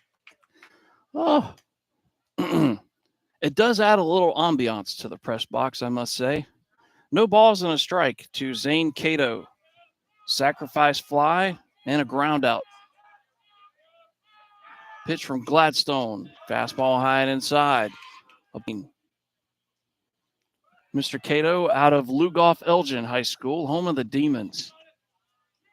My broadcast buddy, a close friend, Tyler Cupp from Lugoff Elgin. The pitch, the breaking ball high and inside, 2-1, who's a legend apparently around these parts. In fact, he's a legend everywhere I go. I call him the Elvis of South Carolina broadcasting. Everybody knows TC. And he's a great broadcaster and a really great guy. Big heart. 2 balls and a strike here to Zane Cato. Pitch from Max Gladstone. Swung on and missed. just a little Louisiana Bayou for strike two. And want to say thank you to Anna Hughes. She's watching Camden and the Braves at the same time. Funny you say that, Anna. I'm doing the exact same thing. My iPad to my right is the Braves. Multitasking. I fail at it every time. That pitch swung on and inside the bag at third. It's a fair ball. All the way into the corner. Hitting the bag at first on his way to second is Zane. He will stand up at second base with a double. That ball was fair by 2 feet, maybe. But a scalded dog by the third baseman. And now the tying run and scoring position for Camden and only one down for John Rawlings. Now, John started the day as the third baseman. Now he is the pitcher. And Jaden Surratt went out there to talk to Max Gladstone. And I immediately looked down at the Rock Hill dugout to see if there's any kind of action stirring, but nothing a brewing, as they say. You didn't expect Camden to go away without a fight. And if you did, shame on you. That is not how Camden rolls. Pitch from Max. Fastball. Clips the outside corner. Zane Cato has been a pain in the butt for the last 2 days. He was 2 for 2 earlier today. He's 1 for 3 tonight. And Mr. Cato, by the way, was 2 for 2 yesterday. Like I said, a royal pain in the butt opposition for Camden. Zane Cato is sending coaches to bed at night with absolute nightmares. A ball and a strike here to John Rawlings. And he can run like the wind blows. Anything that reaches the outfield grass, he will score. The pitch swung on and roped in the left field, but the left fielder has to play it on a hop. Zane had to wait for it to fall. Otherwise, he'd have scored easily. He did the right thing. He held up, and he wanted to make sure it fell. Because at first, I thought the left fielder was going to come in and make the catch. And he was going to, but then he realized, wait a minute, this ball's diving, and I'm not going to get to it. And so runners at the corners for Camden, and now a visit to the mound by Coach McCoy. And that might be the night for Max Gladstone. And that will be the night for Max. Coach McCoy makes the call to the bullpen.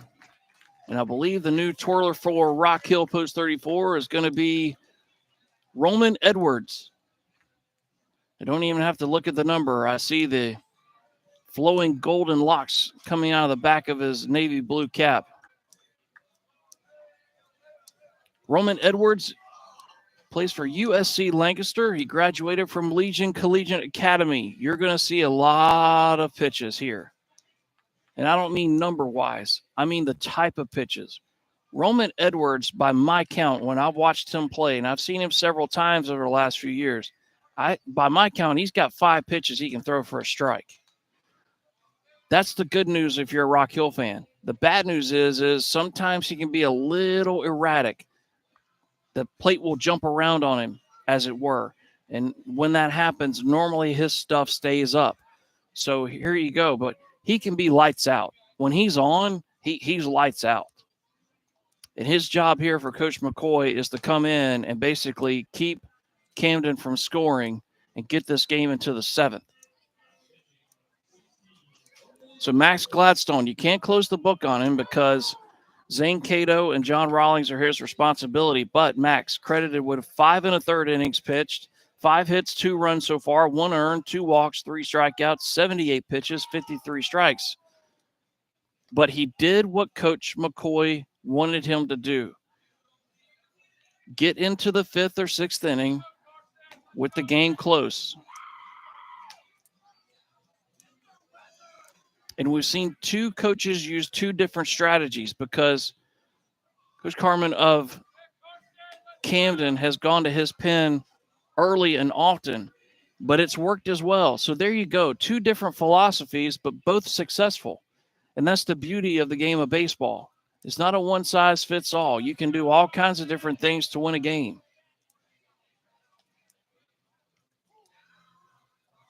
And the home plate umpire says 2 more for Mr. Edwards, and then we will be ready to get back to action. Trying to find Roman's numbers here. Where are you, Roman? Doggone it. There he is. This will be his 10th appearance. 19 and a third innings for Roman Edwards. Mostly out of the pen. 3-1 record. Couple of saves. 12 hits, 13 runs, 9 walks, 13 strikeouts for Roman Edwards. And that basically is the story. When he's on, he is dynamite.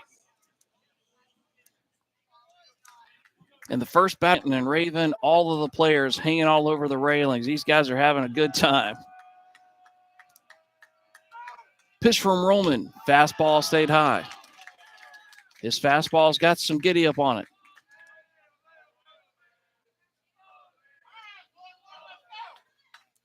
Just a medium fly ball in the outfield would tie the game. And now time is called.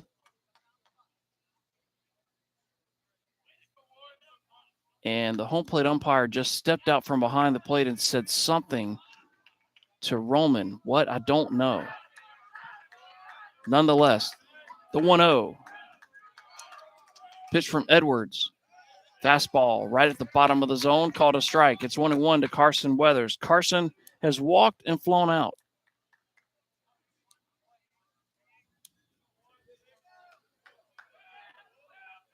We're in the top of the 6th. It's 3-2 Rock Hill. Pitch swung on, popped up a mile high, left side of the infield. Jackson says he's got it. He waits for it to come down. That ball went above the lights, folks. That thing kissed off the moon and brought rain on the way down. Wow. A major league pop. But that'll be out number 2. And that'll take us to Win Ravon. And if that is not the correct pronunciation, I do apologize. Stocky young man out of Spring Valley. So runners at the corners for Camden, 2 down. Jaden Surratt flashes the signs. Roman Edwards gets one he likes. The pitch swung on, fouled straight back. Fastball. And Wynn had it timed up. So now if you're Rock Hill, do you double up on that? Or do you try to maybe back him off the plate or go soft and away? The 0-1, soft and away. That looked like the slider. 1-1 the count as Roman will go to the rosin bag.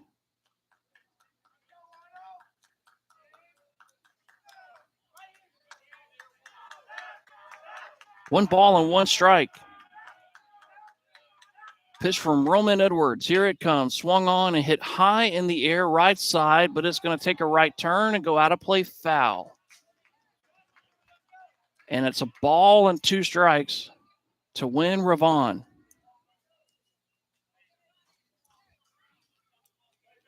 Camden one swing of the War Club away from tying this game. Rock Hill one pitch away from putting out the fire. The winner of this game plays tomorrow afternoon against Florence. The 1-2 from Roman Edwards. Here it comes. Swung on and a hard ground ball to second. They will go the short way, and that will retire the side. The 4-6 ground out ends the threat. No runs for Camden on 2 hits.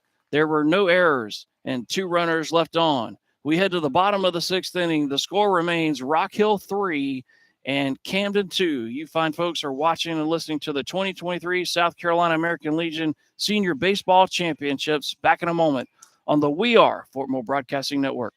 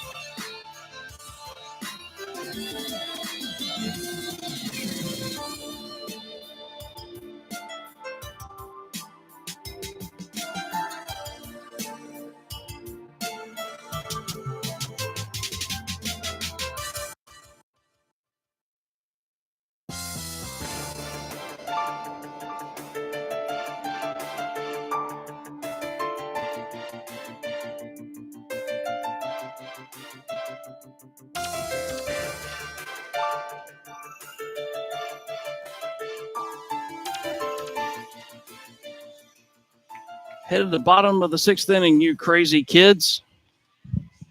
I was trying to think if today was anybody's birthday or anniversary.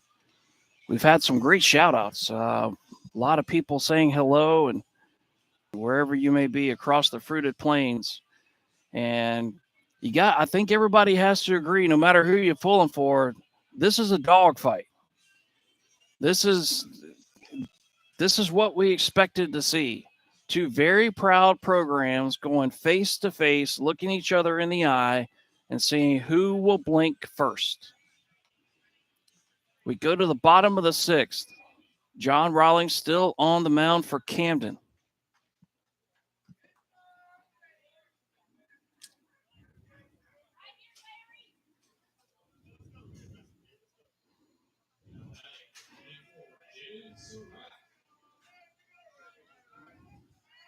And leading off for Rock Hill, it'll be Jaden Surratt. He'll be followed by Jack Peeler and then Cooper Parks. There's a changeup from John Rawlings on the outside corner at the knees. And that got some chirping from the Rock Hill faithful. The 1 to Jaden. Tried to double up on it, but just missed a little bit outside. Jaden. Tried to double up on it, but just missed a little bit outside. Jaden walked in the 2nd, popped out to short to end the 3rd.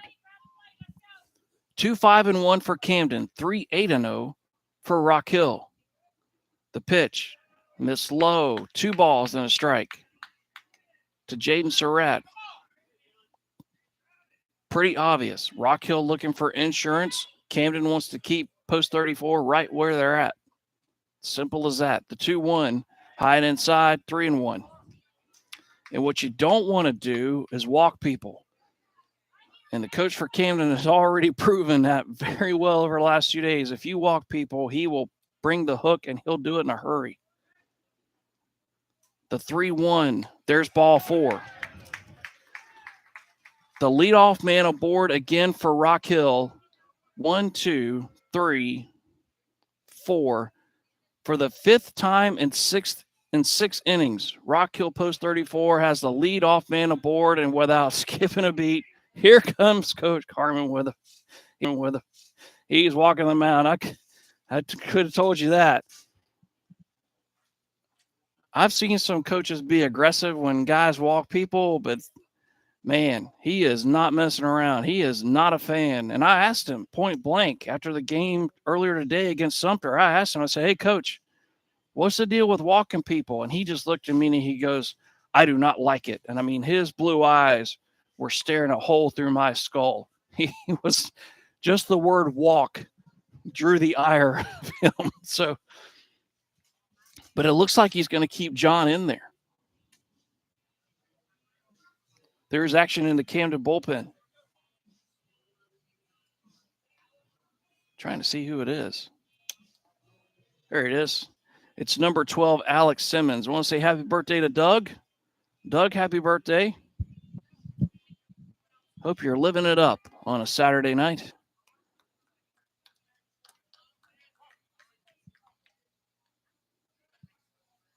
Another trip around the old sun, as they say. That pitch going to square around a bunt. Pops it. Oh, what a play by Wynn, but he couldn't quite squeeze it. Mercy. What an athletic play. And the coach pops out, check on him, but he says he's fine. It's a game of inches. Another 6 inches, and that's out number 1. But as it is, it's 0-1 to count to Jack Peeler. Jack laid down a sac bunt in the 2nd, walked in the 4th.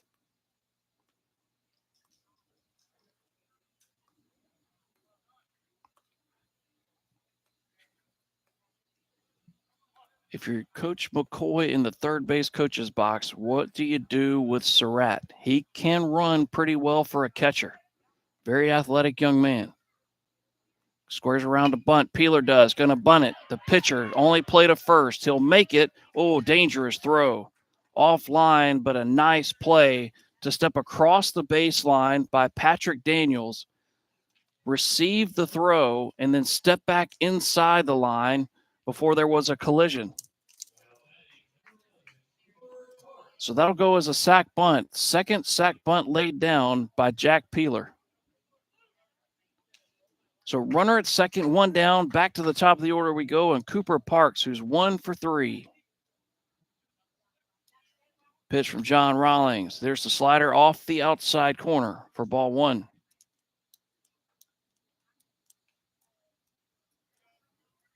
And what wind there was has completely gone away. The American flag in right field is completely limp.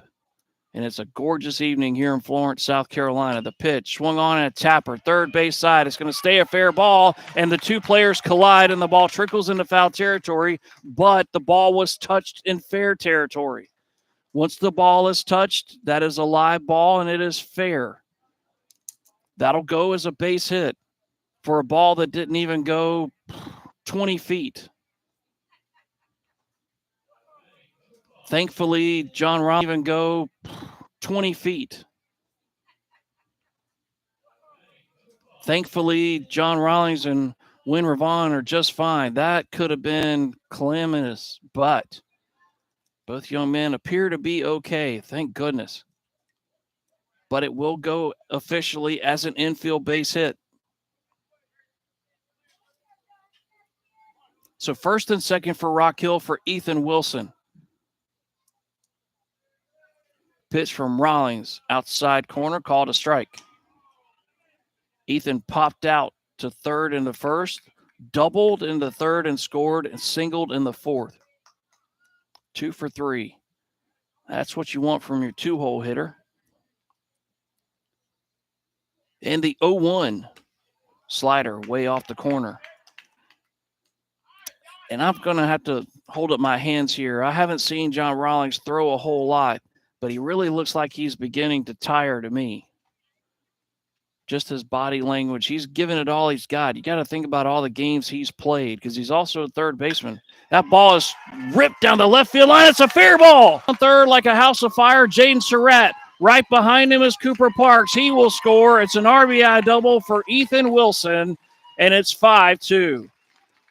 Folks, that ball was fair by a foot, if that, inside the line, and it was a tomahawk shot. But give 2 RBIs for Ethan Wilson, who's 3 for 4 tonight. And Jaden Surratt off with the crack of the bat, and Cooper Parks was riding his tailpipe all the way to home plate. So a runner at second and one down for Riley Stout, who's 2 for 3. The pitch swung on and missed. Had a home run cut. And it looked like Rawlings might have thrown a changeup there.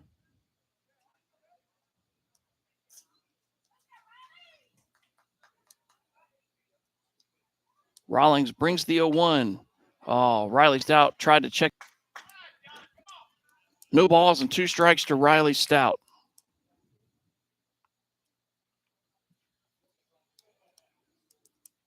Now Rawlings just going to step off the rubber, and he will wipe the sweat off of his nose with his arm. 0-2 to Stout.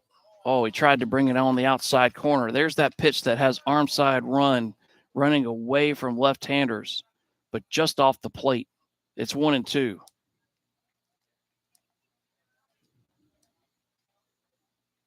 The pitch lifted high in the air and foul off to our left, and it will stay 1-2. Want to thank everybody for tuning in tonight, whether it's your first broadcast or however many you listen to. Thank you for your support of these awesome young men, these coaches, the game of baseball and South Carolina Legion baseball. We appreciate your support. Couldn't do it without you. The pitch swung on and hit right back to Rawlings, and they got the runner hung up. They're going to go to second. The shortstop's got it. Going to throw to the third baseman, and they will tag him out. And now the runner trying to get back to first is going to be safe. That should go as a fielder's choice. I believe it will go 1 to 6 to 5 on the putout, I believe.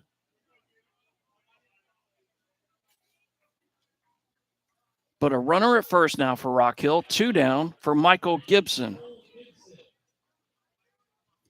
And the scorekeeper, who I've known for a while, he's done it for a long, long time. He and I have sat beside each other at Sager Park. He has got to be pulling his hair out. These are not easy plays to score. There's a pitch off the inside corner for ball one to Michael, who's 1 for 2, a walk, a single, and a fly out. He does have an RBI.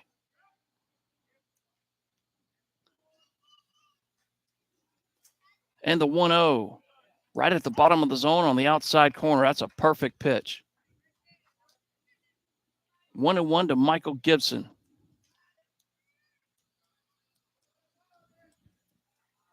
Runner takes off for second. That pitch gets by Wynn all the way to the backstop. And now the runner got a little too far off the bag. Throw to second, not in time. Now, here's the scoring, and this is where people differ on stuff. The ball got by the catcher, but the runner was in motion before the pitch was thrown. I've been taught that should be a stolen base. Not a wild pitch. Runner takes off for third. The pitch is a strike. The throw down, not in time. Back-to-back stolen bases for Riley Stout. He stands at third with 2 outs.